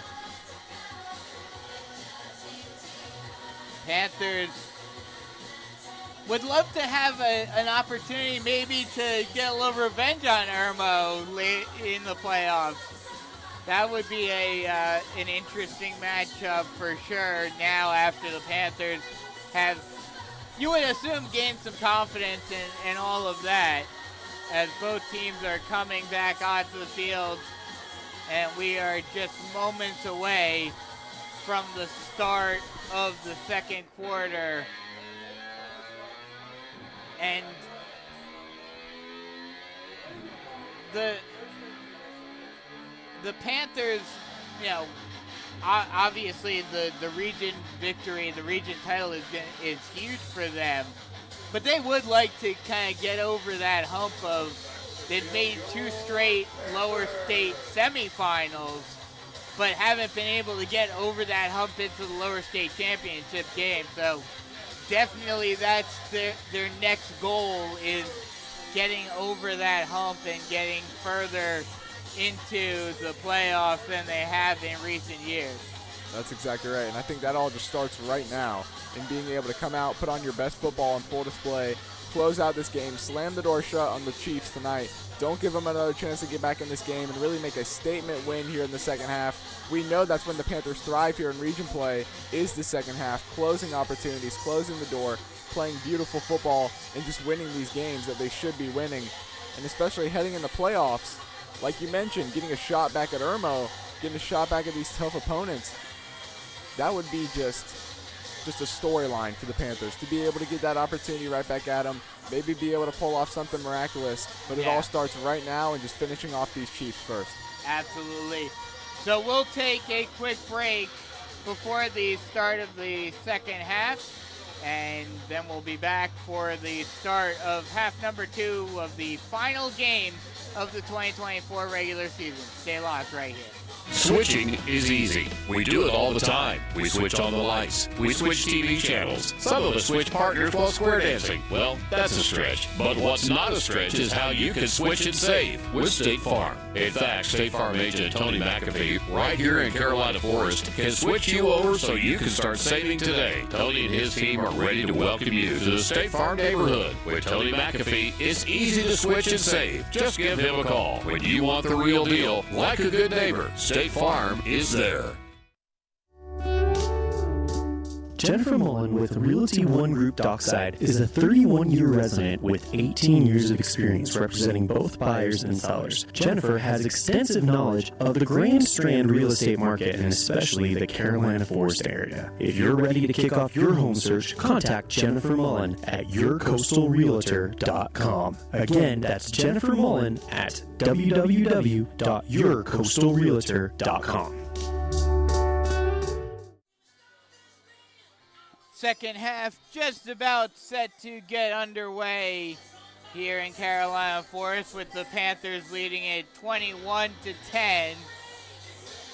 And the Panthers looking to finish off this undefeated region schedule and win the region title for the second straight season. And especially for the players like a Jaron Fox who was on the team last year, what's the atmosphere like around the team of saying, hey, we're back-to-back region champions, and just the growth of this program? It's just, you know that regardless of what happens heading into the playoffs, regardless of what happens actually in the playoffs, whoever you face, you still have that under your belt. You still have the fact that you are back-to-back region champs. No one can take that from you. That will always be with you. And it's just something that drives momentum, especially we talk so much about playoffs heading into it. I know this was a point already that I made, but just being able to be back-to-back champs, carry all the momentum, have an undefeated slate throughout the region heading into playoffs, it just does so much for you as a program, and there's just so much to hang your head high on there, knowing that you came out and no one in this region could touch you, and you went undefeated, swept it perfectly. That victory is yours to claim, going back-to-back, and that is a serious feat, especially in a region that has a Myrtle Beach, that has a North Myrtle Beach that we're seeing tonight.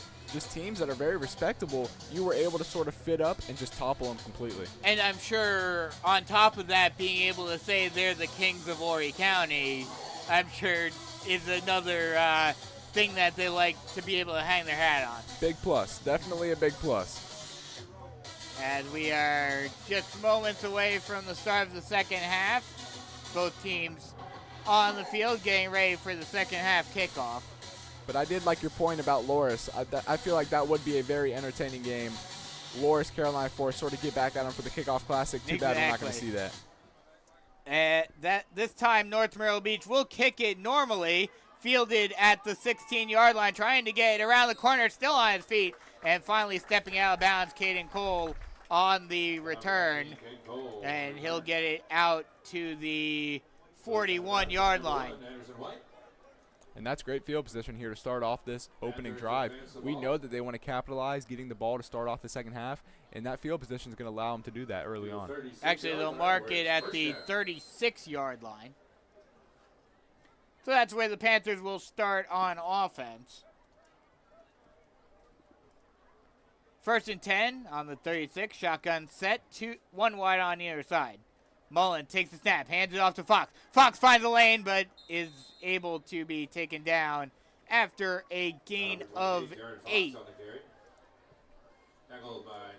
He'll get taken down by Campbell Kingston, the safety. Ball spotted on the 46-yard line. And there's definitely no secret in what the game plan is here for the Panthers to start off this second half. We know what type of offensive drive they're going to try to dial up, and that's Jaron Fox, Jaron Fox, Jaron Fox. We know he's able of these big plays, these big chunk plays, and that's exactly what they're trying to go to start off this half. Shotgun set, one wide on either side. 2nd and 5, ball on the 41-yard line. They'll hand it off to Fox again. This time he'll get wrapped up after a gain of 2, and that'll bring up a 3rd and 3. But like I mentioned in one of the earlier games this season, it's like a Mariano Rivera cutter. You know it's coming, but you can't do anything to stop it. That's exactly right. It's just all about executing and fitting up and just really going straight at that defense, seeing if they can get a stop.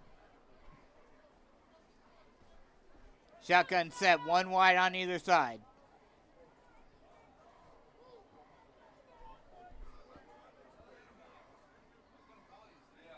Mullen takes the snap. Keeps himself on the read option. He's got a lane. He's got no one in front of him. 20, 10, 5, touchdown Panthers. And that is exactly what they are trying to do on the ground game. It's Jaron Fox, lull him to sleep. You know that your quarterback has wheels. You know your quarterback is capable of making these big plays. And they did exactly what they needed to, and that's executing on the very first drive, capitalizing, getting the ball, and deferring to start the second half. And now the Panthers go up 3 scores in a big way to start up the half. And the fact that now this is twice that we've seen in this game that we've seen Patrick Mullen keep a read option and take it long, it just I think it is, as the extra point is up and good by Jan, and it is now a 28-10 Panther lead with 10.5 left to go in the third quarter. But the fact that Jaron Fox is such a threat leaves it open, because then you run a read option, the defense takes the bait on Fox, reads Fox, goes right after him, and then it's wide open for Patrick Mullen to run it. You're exactly right. And Patrick, I know from playing with him all these years, he is very, very mobile, and that's one of his traits that goes under the radar that nobody really accounts for when game planning for Patrick Mullen, is he has the arm. He's able to make these plays. He's so good in the pocket. He's also able to tuck the ball, run, get upfield, and just account for big, big chunk plays. He is the quintessential dual threat quarterback. He is a guy that I am just so glad he's getting his opportunity, because when he puts it on full display, he is a stud. He is a baller. He finds ways to execute this offense, and he really sparks them and gets them going. We talk so much about Jaron Fox. Patrick Mullen does just as much for this offense. The kickoff is fielded at the 6-yard line, trying to find some space before getting taken down at the 30-yard line is Chestnut. Tackled by number 33, Joseph Dial. Joseph Dial on the tackle. Just such an impressive play. I'm still going through it by Patrick Mullen to be able to just keep that ball on the ground, find his hole. The gap wasn't even crazy. He just found it. He saw it, and he got right in between those two tacklers, evading arm tackles, burst, excels through the next level. And that's impressive speed for your quarterback right there, hitting the gap, 56-yard rushing touchdown. Again, just a beautiful play by Patrick Mullen to keep it and run. That was your Jennifer Mullen with Realty One Group dockside kickoff. Hand the ball off, trying to find a lane, but not much. Is able to get, they'll say he was able to get 5 on the carry. And speaking of Miss Jennifer Mullen, I bet she's one very proud mother. Oh, right yes, now. absolutely. She is happy on that touchdown run, that is for sure. And number 52. Drew Prince on that carry. Ball's on the 35-yard line, 2nd and 5. 2nd and 5, ball on the 35-yard line. Shotgun set, 2 wide on the near side. Motions a man. Hands the ball off. No, triple option. Keeping it himself is Cloninger, and he'll just get enough for a first down. They're going to mark him down. They're going to give him some very favorable field position. I thought he was taken down a couple of yards further back, but they're going to mark him down at the 44-yard line, and that'll be a first down for North Myrtle Beach. And right here, just like we mentioned it, every time Carolina Forest capitalizes, makes a big play, North Myrtle goes right back to not rolling over and trying to move the ball, keeping themselves in this game, something they have done so well throughout this whole contest. Shotgun set, 1 wide on either side. Snap, hands the ball off once again, trying to find a lane, but getting taken down after a gain of 3 is Prince. Drew Prince on the carry. And that'll bring up a 2nd and 7. Carson Quant on the tackle. Ball's on the 47-yard line, 2nd and 7. And right now, the Panthers defense has an opportunity to get them off the field, make a big stop, give the ball back to their Panthers offense, and that would really sort of help ice this game a little bit. You do not want this Chiefs offense treading deep into your territory right here to start off their first offensive possession of the half. Shotgun set, 1 wide on either side. Triple option. Cloninger keeps himself and gets taken down after a gain of 2. Tackled by number 33. Another tackle by Joseph Dial. Had some help, but primarily he just wrapped out Cloninger. And he's been playing so well, not only tonight, this whole season in that linebacker role. 6 tackles tonight just accounted for. And he's been all over the place, stuffing this run. He's been a main reason that the Chiefs' run game has been struggling so far. We know they've been moving a little bit, but to get past midfield, to do what they want to do, it has been a struggle from that linebacker and defensive end point of view for the Panthers defense. 3rd and 5, ball on the 49-yard line. Snap, play action pass. Cloninger throws it near side, caught. First down and more before being ferried out of bounds. Anderson White on the catch. And that will be another first down for North Myrtle Beach. They'll mark him out of bounds at the 35-yard line. for North Myrtle Beach. And now North Myrtle's right across Panthers territory, moving to the 35, trying to inch their way downfield. First down, moving the chains, and they're doing exactly what they need to just, once again, the story for the Chiefs, ever since they went down 2 scores, has just been trying to keep that door open and not get shut out completely. Shotgun set, 2 wide on the near side. Motions a man. Triple option. Pitches it out. White trying to bounce it around the corner. He gets some space before getting pushed out of bounds at the... They'll mark him out at the 33-yard line. And that right there, once again, we see Joseph Dial on the tackle. Great contain overall by that unit for the Panthers defense. The quarterback wanted to keep it there. Instead, the Panthers defense fits up, forces him to pitch it out, and only gain about 2 yards on the sideline. They're covering that read option very, very well, and they haven't been able to get much going using that sort of style tonight on offense. So it'll be a 2nd and 8, ball on the 33-yard line. Shotgun set, 2 wide on the far side. They'll roll out to the right. Cloninger throws it, and it's almost intercepted. Good defense out there by Alicia. And another very impressive junior, Jelani Alicia. He's been all over the place making tackles tonight. He's also been making big pass deflections like we saw just right there. Near interception, jumps in front of that ball, makes a great play on contain.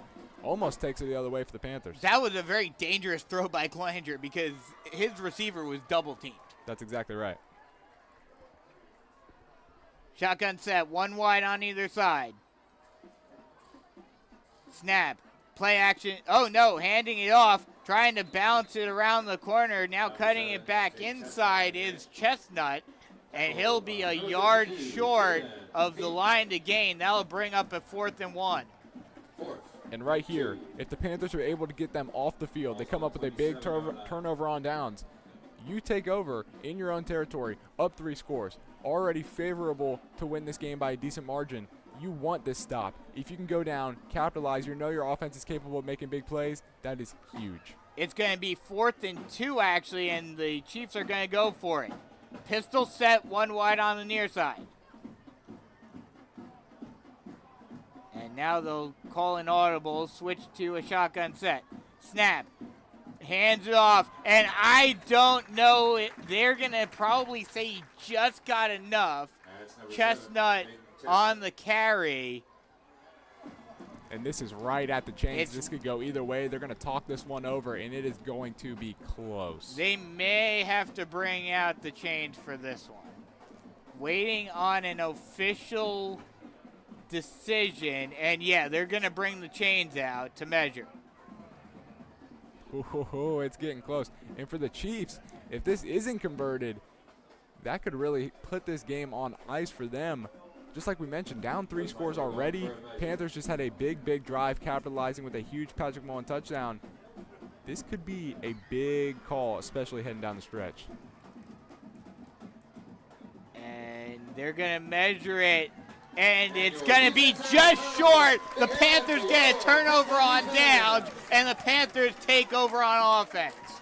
A big stop here by this defensive unit, especially with the way this Chiefs offense was trending downfield. They're able to fit them up around the 35-yard line. They don't want them to move the ball any further, come up with a big stop in that run contain, which they've been doing all night, turning the ball over on downs and giving that ball right back to your explosive, high-power offense.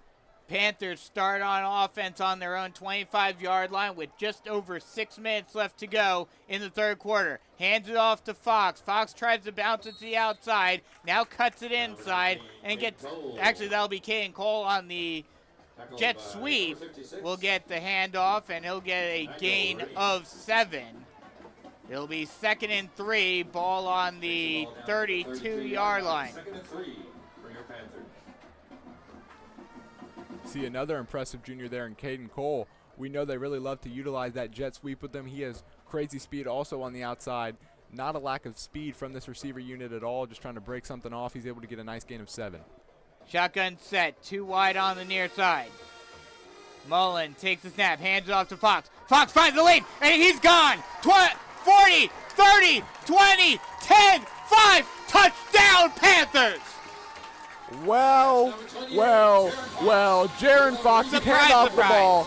Third down, you expect great things out of him. How about this time a 68-yard rushing touchdown? How does that work compared to a 75, also his 28 earlier on in the game? Are you surprised with that result? No, not whatsoever. I'm not either. Do we have an update on yardage for one Jaron Fox? Yardage. So that one was a 68-yard touchdown, which brings him to 208 yards on the night. I was just about to say, I figured that rush got him over 200 yards. Not only did that get him over 200 yards, he also has that 27 to account for through the air. 235 all-purpose yards. It's only the third quarter. The extra point is up and good. And with 5:17 left to go in the third quarter, Panthers starting to pull away from this one, 35-10. We'll take a quick break. Come right back with more Carolina Force Panther football action. Switching is easy. We do it all the time. We switch on the lights. We switch TV channels. Some of us switch partners while square dancing. Well, that's a stretch. But what's not a stretch is how you can switch and save with State Farm. In fact, State Farm agent Tony McAfee, right here in Carolina Forest, can switch you over so you can start saving today. Tony and his team are ready to welcome you to the State Farm neighborhood. With Tony McAfee, it's easy to switch and save. Just give him a call. When you want the real deal, like a good neighbor, State Farm is there. Panthers starting to pull away from this one. Up 35-10 now with 5:17 left to go in the third quarter. Do we see Jaron Fox anymore for the rest of the night? I believe it's all determining on how the Chiefs offense responds on this drive right here. True. If they're able to go down and get a big score, then we'll see him. That's exactly right. Keep them in this game. Not completely slam the door shut. I believe we still see Jaron Fox on the night. But if the Panthers get the ball back here and the score remains 35-10, we see a whole new unit there in that backfield. Anderson White returns it from the 20-yard line, gets pushed out of bounds at around the 30. They'll mark him out at the 31-yard line. Ball is returned down to the 31-yard line. It'll be first and 10. And if there are any college coaches or college people listening right now, where are the offers for this man? I do believe. He needs some offers. I do believe that Jaron Fox definitely deserves those offers. Absolutely. There's no doubt in my mind that this kid is capable of playing at the next level. He should definitely be a player that we see playing on Saturdays, and he is just a one-of-a-kind talent, able to break off these big chunk plays, these huge runs, game after game like it's nothing. We're almost at this point, we're kind of numb to it. He hit a 68-yarder. We just sort of look over at each other. As soon as he gets out into open space, I'm just ready to call the touchdown. That's exactly right. It's at this point we just look over at each other and we just sort of nod our heads. We're like, yeah, like there we go. There's our running back. He's doing normal things. He's doing what he needs to be doing, and he's just once again putting the Panthers in an opportunity to come out and win football games, which he does. Drew Prince on the carry for 1 yard. Second play incomplete. Cleanger trying to throw it to the far side. Oh, actually, they'll say he completed. It was completed to Kreider along the sideline, and that will be enough for a North Myrtle Beach first down. First and 10, ball on the 40-yard line. But yeah, Jaron Fox need to get him some offers. That's exactly right. Very, very deserving kid. Very humble, very hardworking, and obviously very, very talented. Snap. Hands it off. Trying to find a lane, but a great job by the Panthers getting into the backfield for the tackle. Prince on the carry. George Hanley, one of the lower end guys. Some backups coming into the game for the Panthers, and even they are producing. That's exactly right. Sophomore there, very, very strong, very athletic George Hanley. Another guy the Panthers are very, very excited about coming up in the future. Another guy, very face of the program type guy there on that defense. Shotgun set, too wide on the near side, rolling out to his right and throwing on the run. It is almost intercepted. And Charles McCray slamming the ground saying, I should have had that. A great play on the ball there. Just gave the receiver no chance, got all in front of it, interrupted that from the get-go. Very, very plausible chance for an interception there, but pass deflection will do, making it 3rd and long in their own territory. That'll bring up a 3rd and 11 from North Myrtle Beach's own 39-yard line. Pistol set, 2 wide on the near side. Snap. They'll run the draw play, handing it off to Prince, and he'll only get a gain of 2. And that'll bring up a 4th and 9. As we see here, another one of these top-end sophomores, Connor Ross, getting a tackle. So it seems that this defensive unit has already switched over to some young guys, allowing them to get some big game experience, and they're coming up and they're showing they can make plays as well, and they're here to be the future of this program. And especially with this being the last game of the season, getting them ready for next year. North Myrtle Beach will be forced to punt it away. Punt is off, and they'll let it bounce, trying to find a lane, but getting taken down at the 30-yard line is Carson Kwan. Number 8, Carson Kwan on the return. Brings the ball out to the And right here is what we were really mentioning at halftime is the Panthers. We know they have this ability to come out and strike very, very fast, put this game away very, very soon, and that's exactly what we're seeing right here. 2 big touchdowns, a lot of big stops. They have the ball back already, and it's just the Panthers show from here on out. And I believe Jaron Fox's day is done as Javier Higgins is out on the field in the backfield for the Panthers. 2:54 left to go in the 3rd quarter. Panthers leading 35-10. Shotgun set, 2 wide on the far side.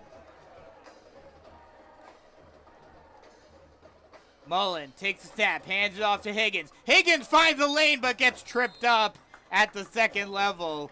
He was about to break one if it wasn't for Tanner Paitilla coming up with the just trip-up tackle on Higgins. But it will be a gain of 9, and that will bring up a 2nd and 1. And once again tonight, this running back room, we know obviously Javier Higgins just getting his first touch right there and almost breaking a big one.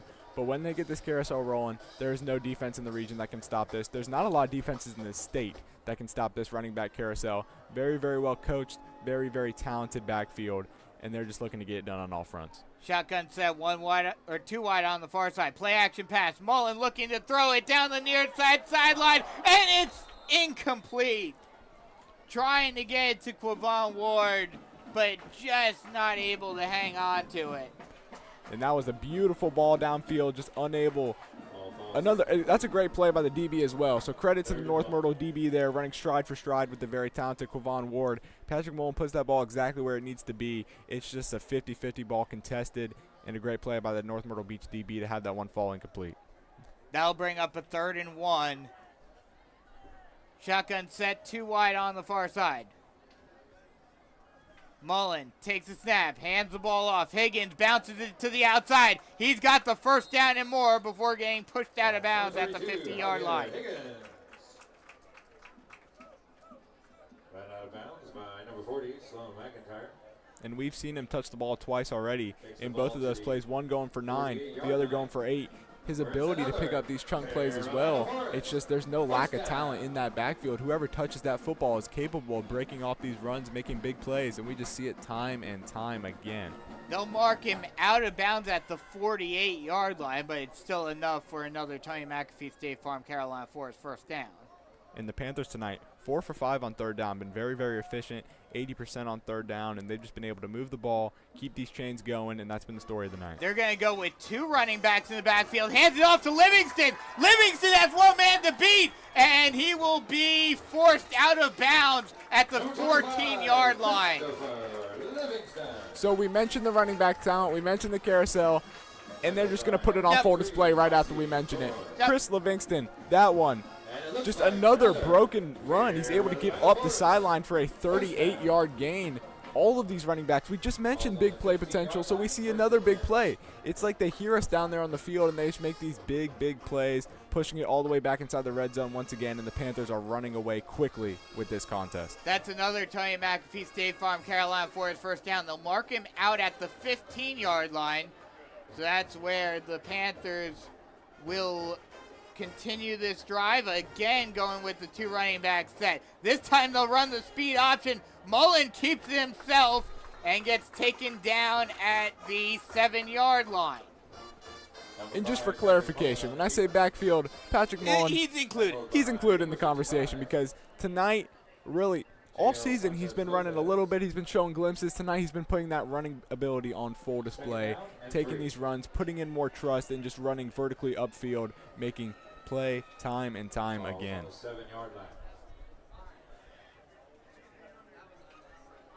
And now it looks like they're going to use that 2-back set continuously right now. Shotgun set, 2 running back set. They'll hand it off again. And this time Livingston takes it into the end zone for the touchdown. So there's definitely no lack of talent in that backfield. We described the running back carousel time and time again, and they prove why. I know people are definitely sick of us talking about the running backs, but there's a reason for that. There's a reason for that. This running back group is just dominant.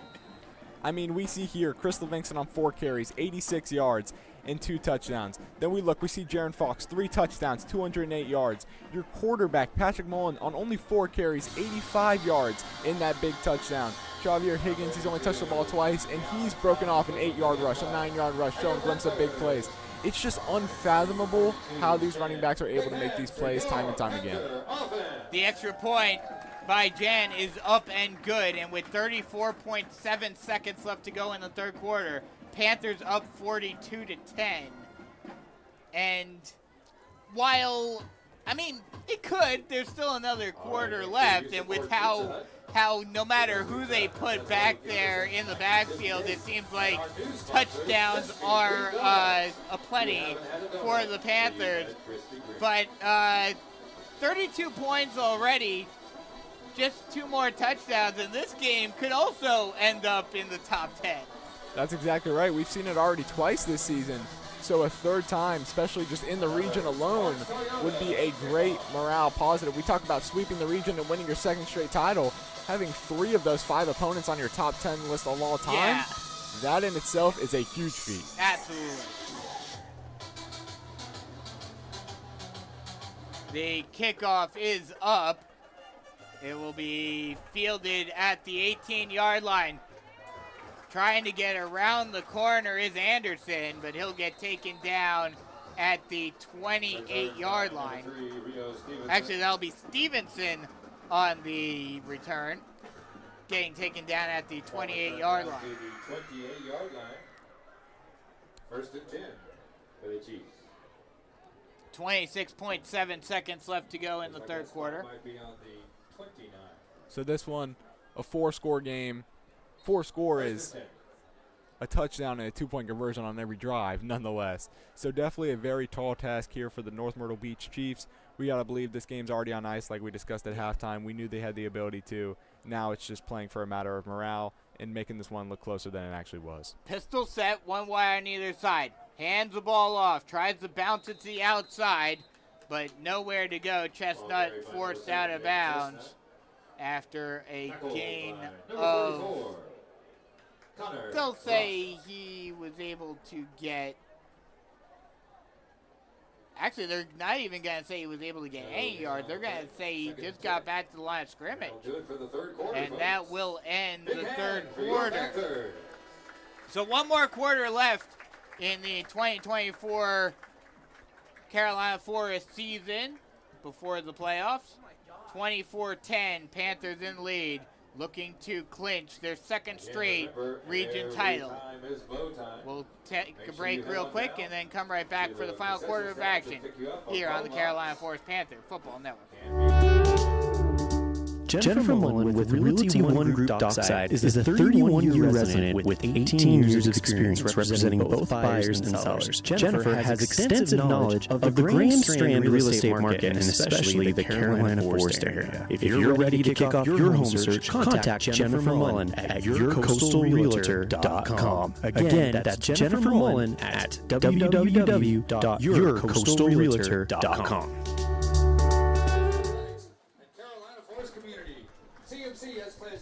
Panthers dominating this one on the final week of the SCHSL season, 42-10 as we head to the fourth quarter of play. And I mean, what more can you say about this game other than utter domination by the running game? And we mentioned it at halftime. We mentioned the fact that it was 21-10. It was a lot closer game than it should have been. But we knew that the Panthers had big play potential time and time again. We knew that they were going to start pulling away, and they did exactly what they do all season, and that's just put up a big third quarter, and they take this one 42-10 heading into the fourth. Well, that's something that we've now seen a couple of times, you know, the Myrtle Beach game obviously as well, where going into the half, going into the half, it was relatively close. But in the second half, they just turned on the Jets and just dominated. That's exactly right. And here to even start off the fourth quarter, the Chiefs already backed up 3rd and 10. So a big play here. Already with this game on ice, we already imagined, talking about just fighting for morale at this point. Already backed up 3rd and 10 to start off here at the fourth quarter.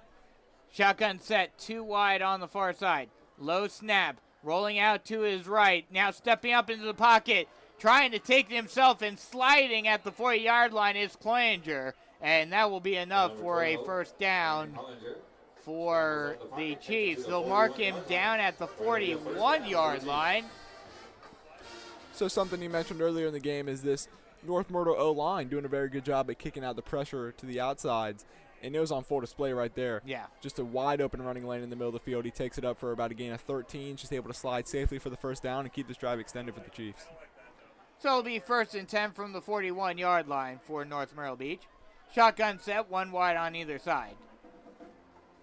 Motions, hands the ball off as pressure comes, trying to get a good gain. Chestnut able to get a gain of 8, and that'll bring up a 2nd and 2. Number 27, Harry Tomlin. So right now we're just seeing the Chiefs sort of chip away here, run after run, try to get something dialed up, try to move it downfield, and just fight for morale again. Just see if they can move, just try to implement their run game at any rate they can.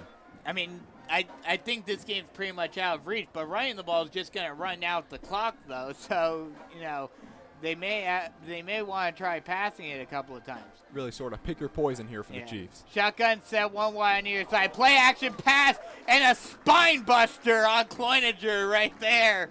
I believe that was Joseph Guy. Oh, no, it was.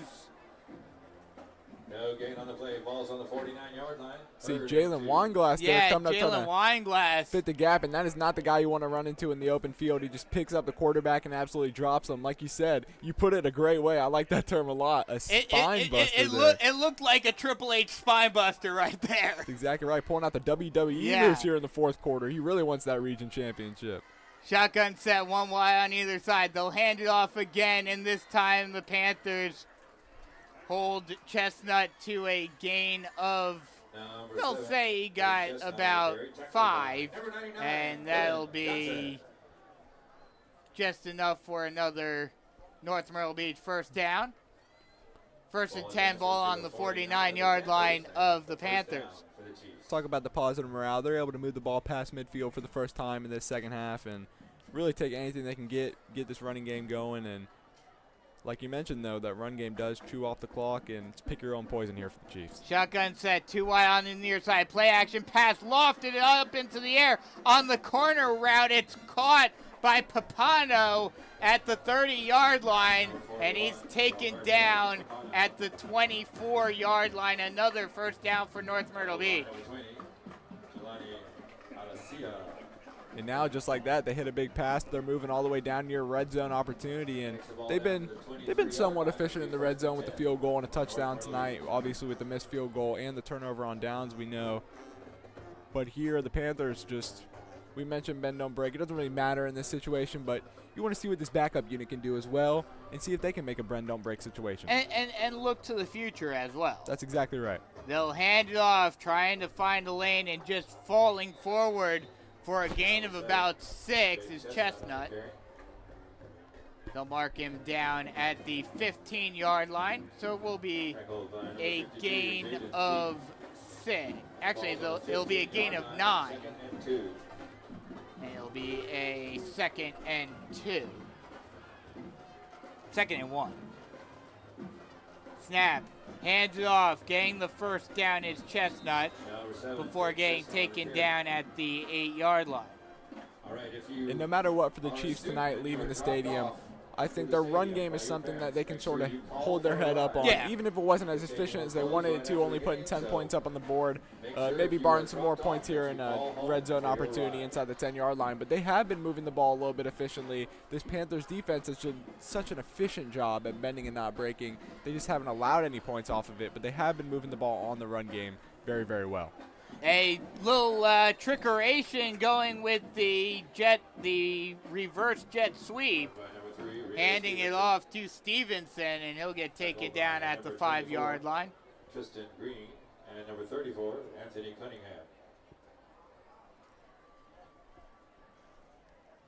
2nd and goal from the 5-yard line. Shotgun set 2 wide on the far side.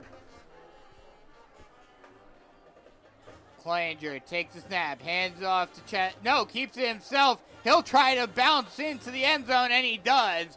A good little juke move by Cloninger.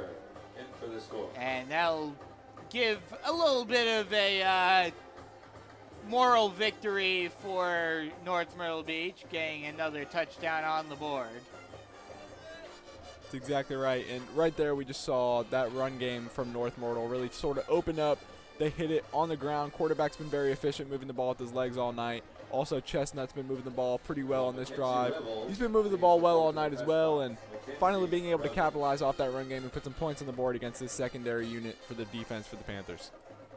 Braden Russell gets ready to kick the extra point, and he puts it through the uprights.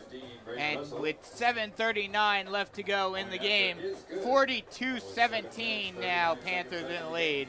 We'll take a quick break, come right back with more Carolina Forest Panther football action. Switching is easy. We do it all the time. We switch on the lights. We switch TV channels. Some of us switch partners while square dancing. Well, that's a stretch. But what's not a stretch is how you can switch and save with State Farm. In fact, State Farm agent Tony McAfee, right here in Carolina Forest, can switch you over so you can start saving today. Tony and his team are ready to welcome you to the State Farm neighborhood. With Tony McAfee, it's easy to switch and save. Just give him a call. When you want the real deal, like a good neighbor, State Farm is there. 7:39 left to go in this one, with the Panthers in full control, up 42-17, and just trying to add a few more points maybe. Almost certainly going to see the backups. We'll be curious to see if we perhaps see Cameron Long come out. I would be surprised if we didn't. I think this should be his game from here on out, and the Panthers are definitely no strangers to some high-scoring matchups this season. The 40s, 50s-ish seem to be the magic number for the Panthers this season.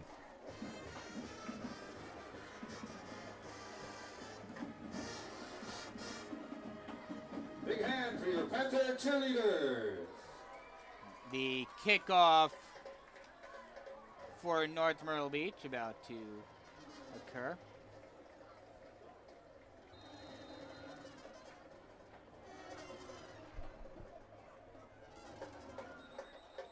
And some whistles are blown on the kickoff. This might be a false start on North Myrtle Beach.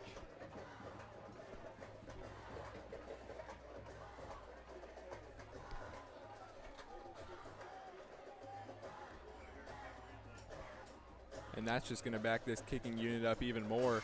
Give this Panthers unit and Cameron Long, presumably that's the assumption that Cameron Long will be back there at quarterback, just even better field position to start off this drive. And for the Panthers, most of the time Cameron Long goes out there on that field. They want to see what he can do through the air. They want to see his air raid, the ability with that arm. We know he's a very mobile quarterback, very poised in the pocket, but he loves to take off. He loves to run. He's also very, very talented with that arm. So it was an offside or a false start on North Myrtle Beach, so it'll push the kickoff back to the college line, the 35-yard line.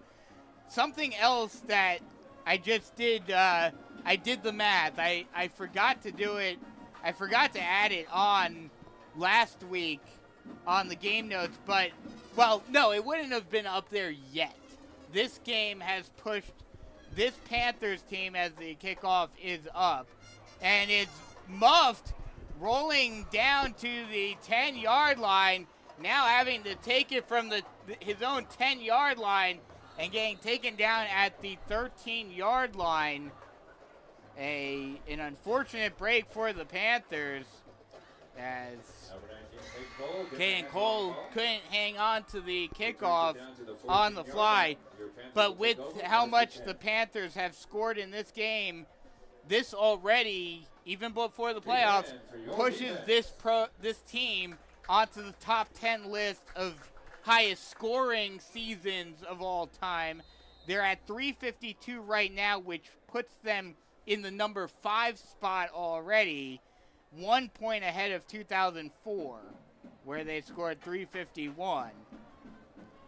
And obviously, at least one more game. The next spot up, the number 4 spot, will be 379. So may be able to get to that mark, but certainly a very high-scoring season for the Panthers once again, and that it's just been a theme for the Panthers in recent years. As they'll hand off to Higgins, he'll get a gain of 1. I'll bring up a 2nd and 9.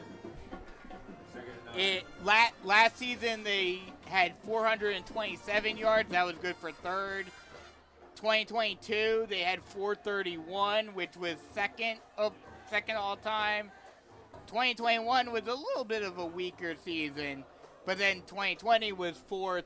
So 3 of the last 4 seasons have been in the top 5 in program history. very, very impressive, and it just shows sort of the trend and where this program is headed. Mark Morris, we obviously know, is a winner. Yes. He's a winner. He's also one very, very good offensive-minded. Just has these Panthers scoring high-scoring games week after week. I mean, we see it. Beating Conway, 42-0. Toppling your other region opponents like it's nothing. He's just coming out here, and they're putting points on the board no matter who they're playing. I mean, Conway, just like we mentioned, going back to it, 42-0. Myrtle Beach, 52-38, another high-scoring game. St. James putting up 62 points, and Socastee 37 points. Yeah. Definitely no lack of scoring here in the region, and tonight is no exception. These Panthers have been rolling on offense all year. They'll hand it off to Higgins once again, and he'll get back to the line. So it'll be 3rd and 9. Timeout called by North Myrtle Beach.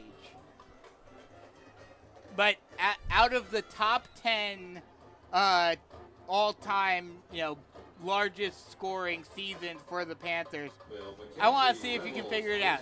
Out of the top 10, how many are in the Mark Morris era? Ooh. He's been here a while. He has a plethora of seasons under his belt. I'm going to go top 10. I'm going to say 6. Higher. That doesn't surprise me. I'll say 8. Yep. 8. 8 of the 10 were under Mark Morris. And that's a very, very impressive feat. And we would like to thank Pepsi Cola.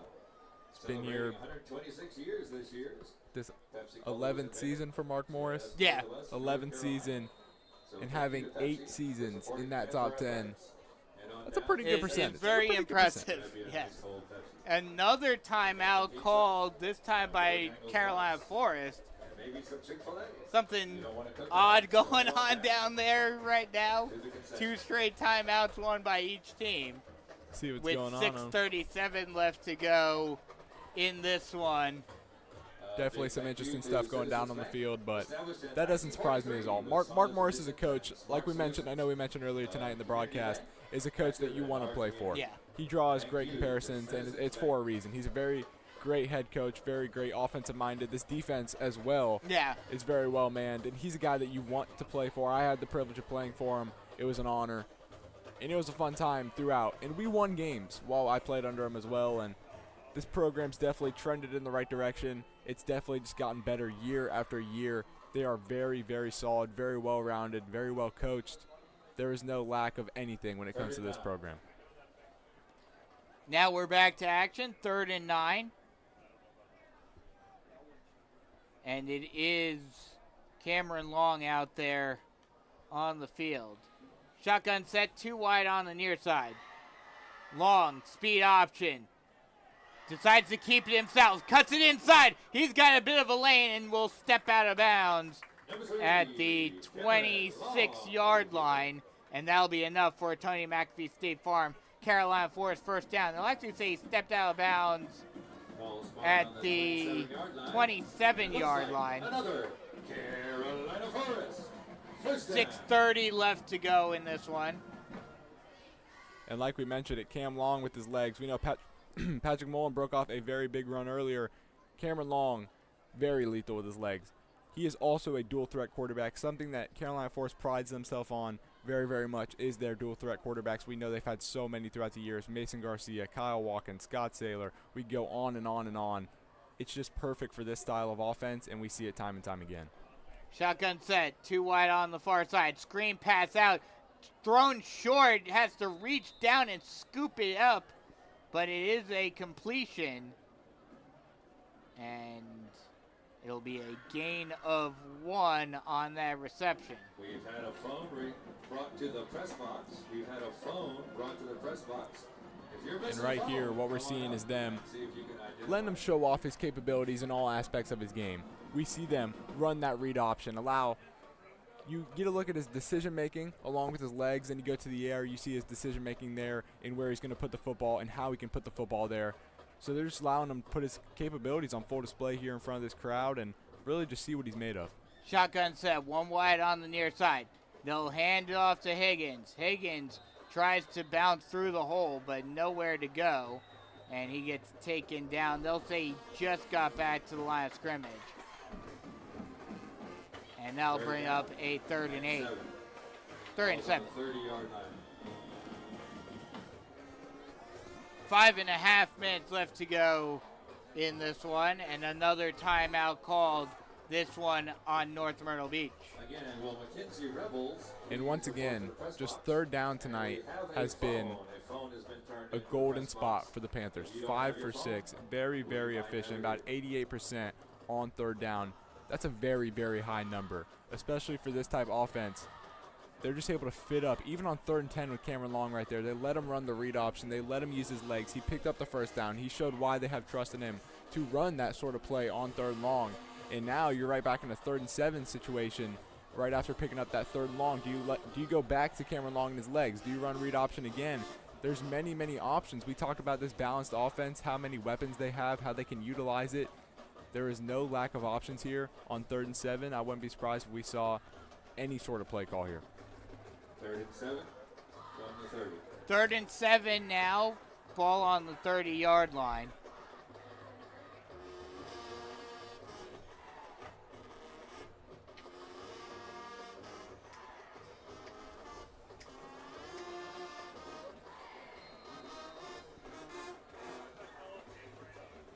Long look over to the sideline by Cam Long.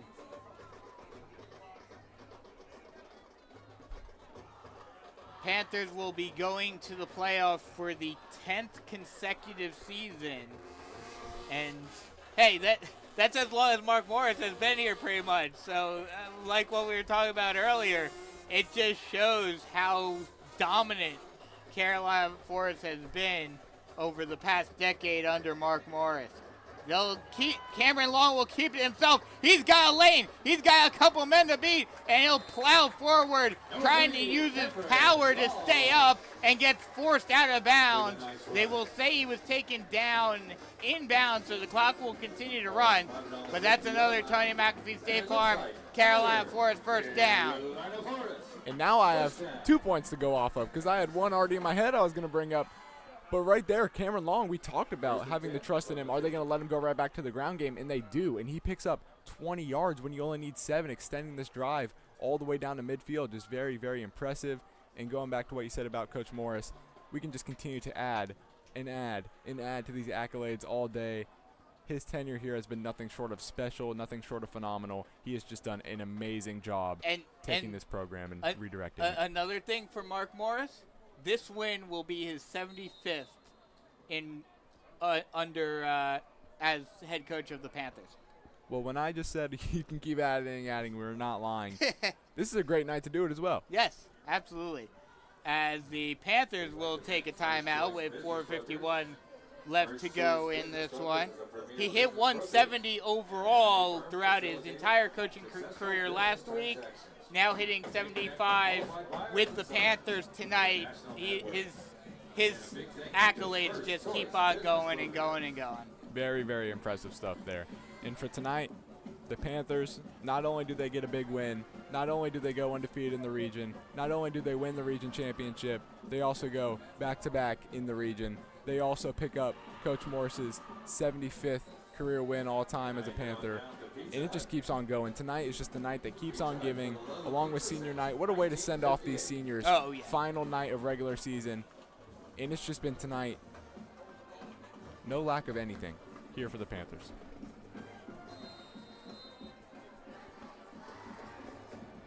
Getting back to action.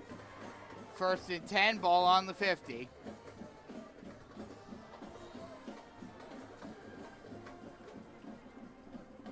Shotgun set 3 wide on the near side.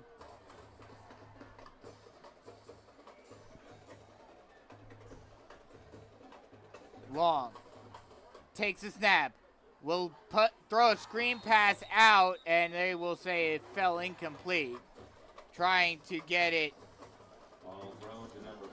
out to Ankowitz. And right there might be a little area of concern that Cameron Long can focus on. Heading into practice, heading into this offseason, we've seen him throw out to the perimeter these little screen passes twice now, and they've both been low. They have both not really gotten to his target the way they want him to. So that's another reason I like putting these young guys in and letting them play. It really exposes areas of weakness and allows them to go into the offseason and train up on those areas of weakness that really are going to help you develop into the best version of yourself that you can be as a football player. And another timeout called, this one by the Chiefs. So they are out of timeouts for the remainder of this one. 4:39 left to go in the game. For this game being a blowout, these last few minutes have been very slow considering all the timeouts. We've had 5 timeouts in a matter of like 3 minutes. That's exactly right. Usually in these 3rd and 4th quarters, we're wondering where all the time went. Now we're wondering where is it not going? What's exactly. taking so long? Why is the time not going? Yeah. Where is it not going to?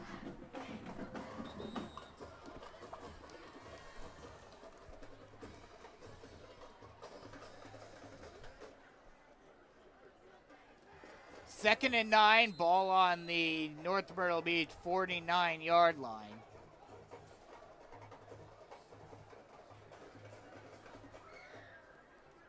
They'll go shotgun set, 3 wide on the near side.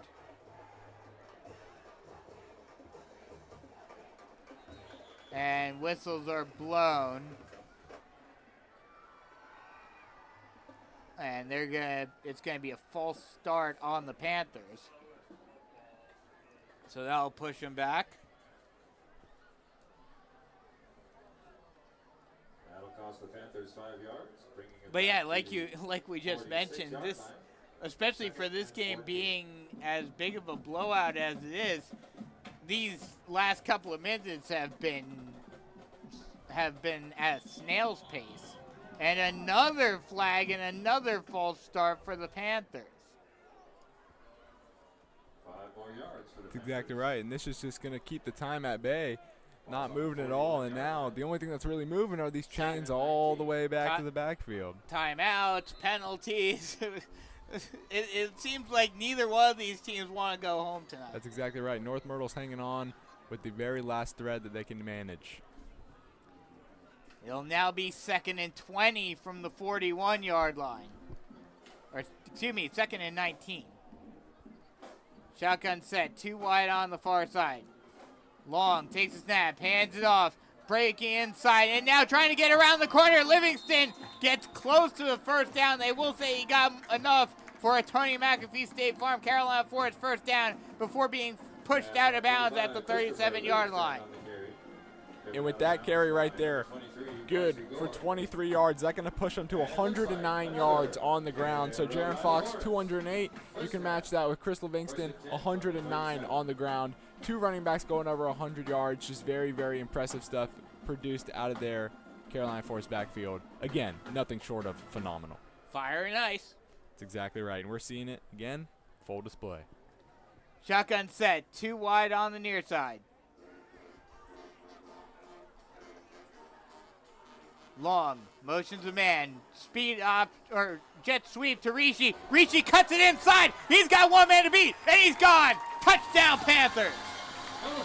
This offense, you can really get anyone involved. We talk about the rush game. How about Joao Ritchie, a little slot receiver in there, a backup slot receiver. They pull him up, they let him run that little jet option, and he is another guy with tremendous speed. We see it right there, hits the gap, and he is gone once he hits top end speed.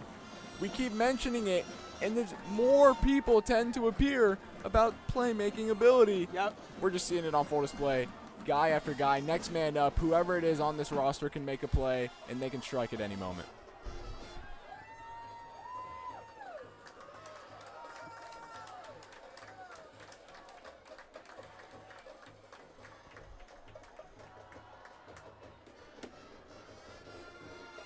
The extra point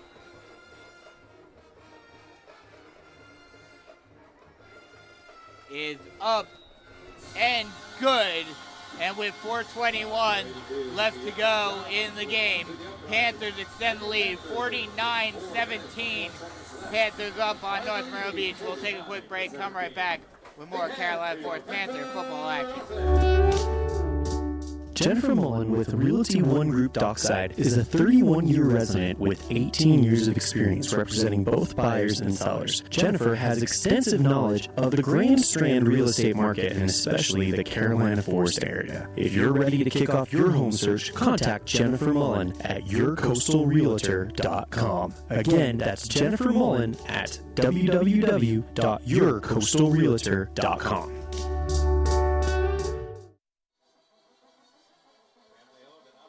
That touchdown will extend the lead for the Panthers and also extend how many points the Panthers have scored this season up to 359, just 20 away from the 2020 season of 379. And I'm pretty sure with how dynamic this offense is, they're going to get that in a couple of weeks in their first playoff game. That's exactly right. They should be able to eclipse that amount. The kickoff is fielded at the 24-yard line, taken out before getting taken down at the 35-yard line by Chestnut. Number 22, Joe Over. And that's where North Myrtle Beach will start on offense, just trying to get a bit of a moral victory, if you will, right now. That's exactly right. This second half has just been straight dominated by the Panthers. They come out 21 unanswered points, and they're holding these Chiefs to nothing on their offensive end of the ball. Eventually able to drive the ball down the field once the Panthers put in this secondary unit for the defense, but Panthers have been all over it starting in the second half, and it's just been their game to take. Shotgun set. 1 wide on near side. Play action pass. Throwing it into the middle of the field on a post route to Stevenson, but it's out of his reach. Incomplete. And that'll bring up a 2nd and 10. Now the Chiefs are passing it, knowing that they want to score. That's exactly right. And those incompletions falling to the ground is just going to make this clock stop even more. So still 4:12 remaining on this clock. It's been within 4 minutes for a while now, and these Panthers probably just ready to hang it up, go home, and celebrate their region back-to-back victory, but the Chiefs are making them hang on a little bit here for the celebration. Shotgun set, 2 wide on the far side. They'll hand it off to Chestnut, and he'll get taken down after a gain of 6, and it'll be 2nd and 4. Actually, that'll be Jaden Wilson, the third string running back, coming into the game. So even North Myrtle Beach bringing in some of their backups.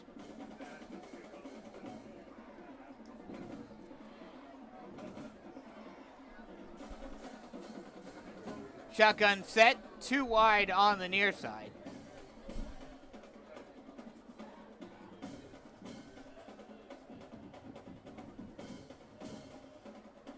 Snap. 2-step drop. Kleininger looking down the middle of the field. Now steps up into the pocket. He'll take it himself and will get ferried out of bounds at the 50-yard line.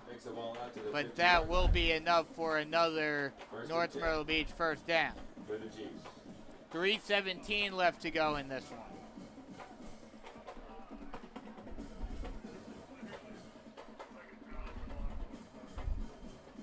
Shotgun set, 2 wide on the far side.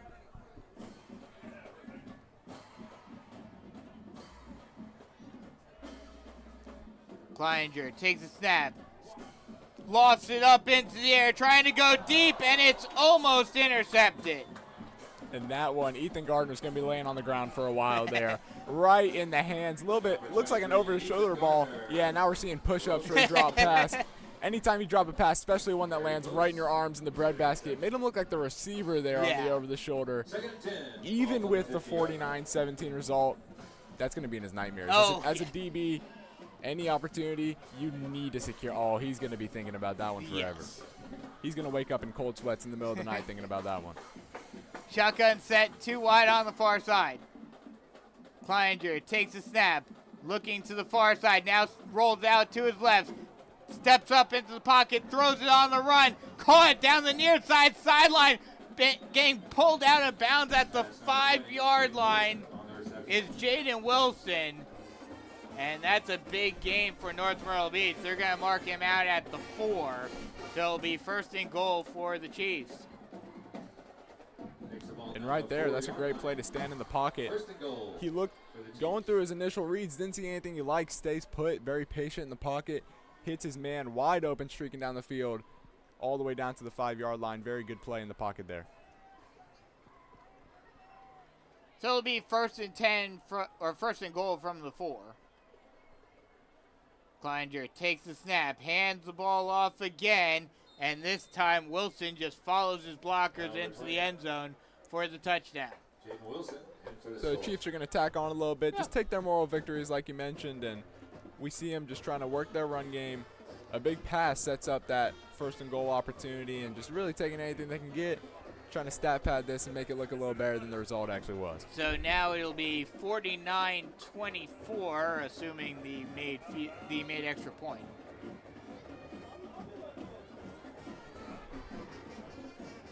Russell comes out to kick the extra point. The kick is up and good. And with 2:53 left to go in this one, that will probably be the last time the Chiefs hold on to the football. 49-24, Panthers lead it as they look to finish off their region schedule undefeated and win the Region 6 5A title, their second region title back-to-back. We'll take a quick break, come right back with more Carolina Forest Panther football action. Switching is easy. We do it all the time. We switch on the lights. We switch TV channels. Some of us switch partners while square dancing. Well, that's a stretch. But what's not a stretch is how you can switch and save with State Farm. In fact, State Farm agent Tony McAfee, right here in Carolina Forest, can switch you over so you can start saving today. Tony and his team are ready to welcome you to the State Farm neighborhood. With Tony McAfee, it's easy to switch and save. Just give him a call. When you want the real deal, like a good neighbor, State Farm is there.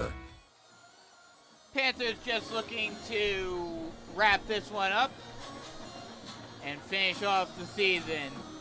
2:53 left to go in the final game of the 2024 regular season.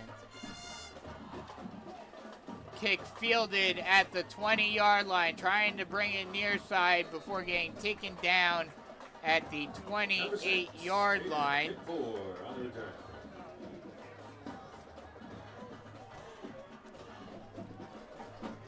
So once again, Cameron Long's going to get his opportunity to come out and see what he can put together on an offensive drive.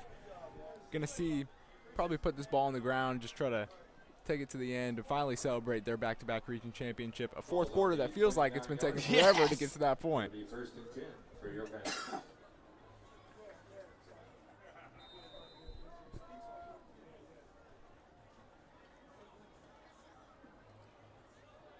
Shotgun set, 1 wide, 2 wide on the near side. Long takes a snap and he loses it. It goes past him and he just has to fall on it at the 10-yard line. It's past the quarterback, number 3, Cameron Long, falls on it. That's going to bring up a 2nd and long. Not exactly what you want to see from your backups, but probably a little bit of nerves in there. A lot Yeah. of these guys really haven't touched the field for a varsity game yet. Yeah. And He's back on the 12-yard line.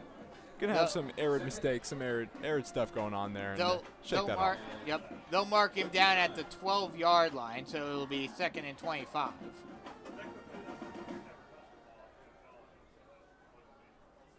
Shotgun set, 2 wide on the near side.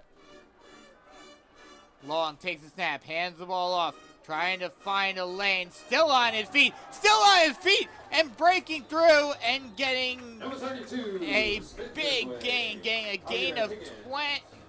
gain of 20 is Javier Higgins. Gets back that yardage And at that'll 4. get them back into good 34-yard position. Ball they will call him down at the 34-yard line. So just when you think that mistake's going to draw him all the way back, this talented running back group, again, is able to just pick up these big chunk plays, bring them right back within the sticks. Now you're looking at a very, very manageable 3rd and 5 when you're just looking at around a 2nd and 24 in that area. Just insane work right there by the running back room to be able to bring this back all the way to manageable. Shotgun set, 1 wide on the other side. Long again almost loses it and just has to fall down. Mishandling of the snap, number 3. And he'll get taken down at the 31-yard line. That'll bring up a 4th and 8. And with a minute left to go in the game, the Panthers will be forced to punt it away. 31-yard line, 4th and 8.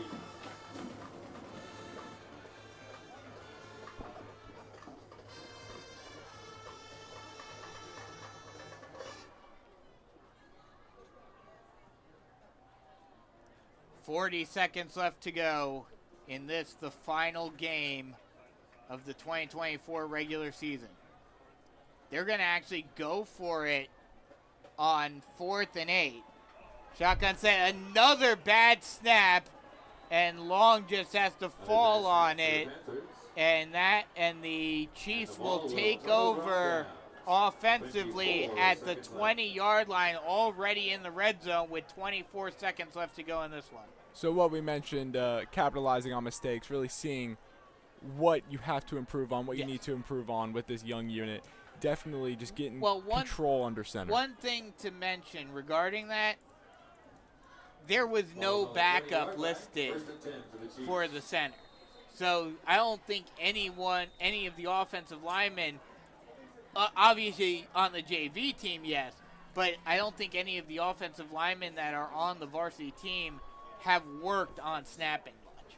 That's exactly right. So it really just exposes that area of improvement, what needs to really be honed in on and improved heading in not only to the playoffs but next season, as well as this group continues to work together and try to work together as a unit and create that chemistry. Yes.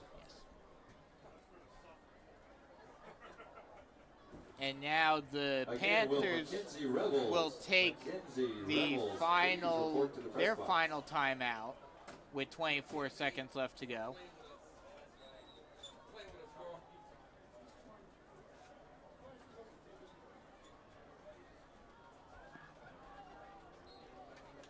Shotgun set, 2 wide on the near side. Snap. Hands the ball off, trying to find a lane, and will get down after a gain of 4. Tackled by number 9, Xavion Wins. That will be and number 62. Jonathan Evans on the carry, and that should do it. 3, 2, 1, and that will finish off the 2024 regular season for the Panthers, and they are Region 6 5A, the Beach region. They are region champions for the second straight season and third time in program history. And this is a very, very impressive feat. Not only do we mention Mark Morris picking up his 75th win as a Panther, also going back-to-back in the region, also going undefeated in this brand-new Beach region, fitting up against every single team, putting up a crazy amount of points. I mean, we see it 37 against Socastee, 62 against St. James. The list just continues to go on and on. 52 against Myrtle Beach, and that was their closest game in the region, which they won by 14. Exactly. So it just shows the utter dominance that they had in Region 6 5A, and now they cruise to what we assume would be a first-round bye in the playoffs, getting that rest, being able to scout your opponent heading in, whoever it is that wins in that first-round matchup you meet in the second round. It just allows for so much flexibility, and the Panthers came out, have played their best brand of football leading up to this point. They're heating up at the right time, heading into playoffs with all the momentum, an undefeated slate, and they're ready to face whoever is put in front of them. Absolutely. So, like Brogan mentioned, more than likely, the Panthers will have a first-round bye, so no game next week, but then they will face off against whoever wins their side of the bracket's first-round matchup. We will have all the details for you once that information comes out, once the bracket comes out, which I believe will be this weekend. We will have all the information for you guys on Twitter. Be sure to follow us at CFHS Panthers SBN on Twitter. We'll have all the details of what the playoff picture will look like for the Panthers in the 2024 SEHSL playoff. But the Panthers finish off the region. They are region champions for the second straight season and third time in program history with a 49-24 victory over North Myrtle Beach. Brogan, any final thoughts? Just did exactly what they needed to in the region. They took care of business time and time again. Every single week came out and put on a stellar performance through the ground, through the air, really showed off their dynamic offense and what this squad is all about. Very well coached, very well manned, going undefeated in the region. No one really had a scare here and there. But well, except for Myrtle Beach. Exactly. I wouldn't say hesitant saying scare, really controlled this region. Everything went through them, and they played exactly the way they needed to. The Panthers picking up a huge feat, first time ever going back-to-back in the region, only the third time ever winning the region, and they do it in style. Very, very great time to be a Panthers fan, and they just continue to roll on into the playoffs. Once again, Panthers win Region 6 5A, the Super Beach region, first time it has been around.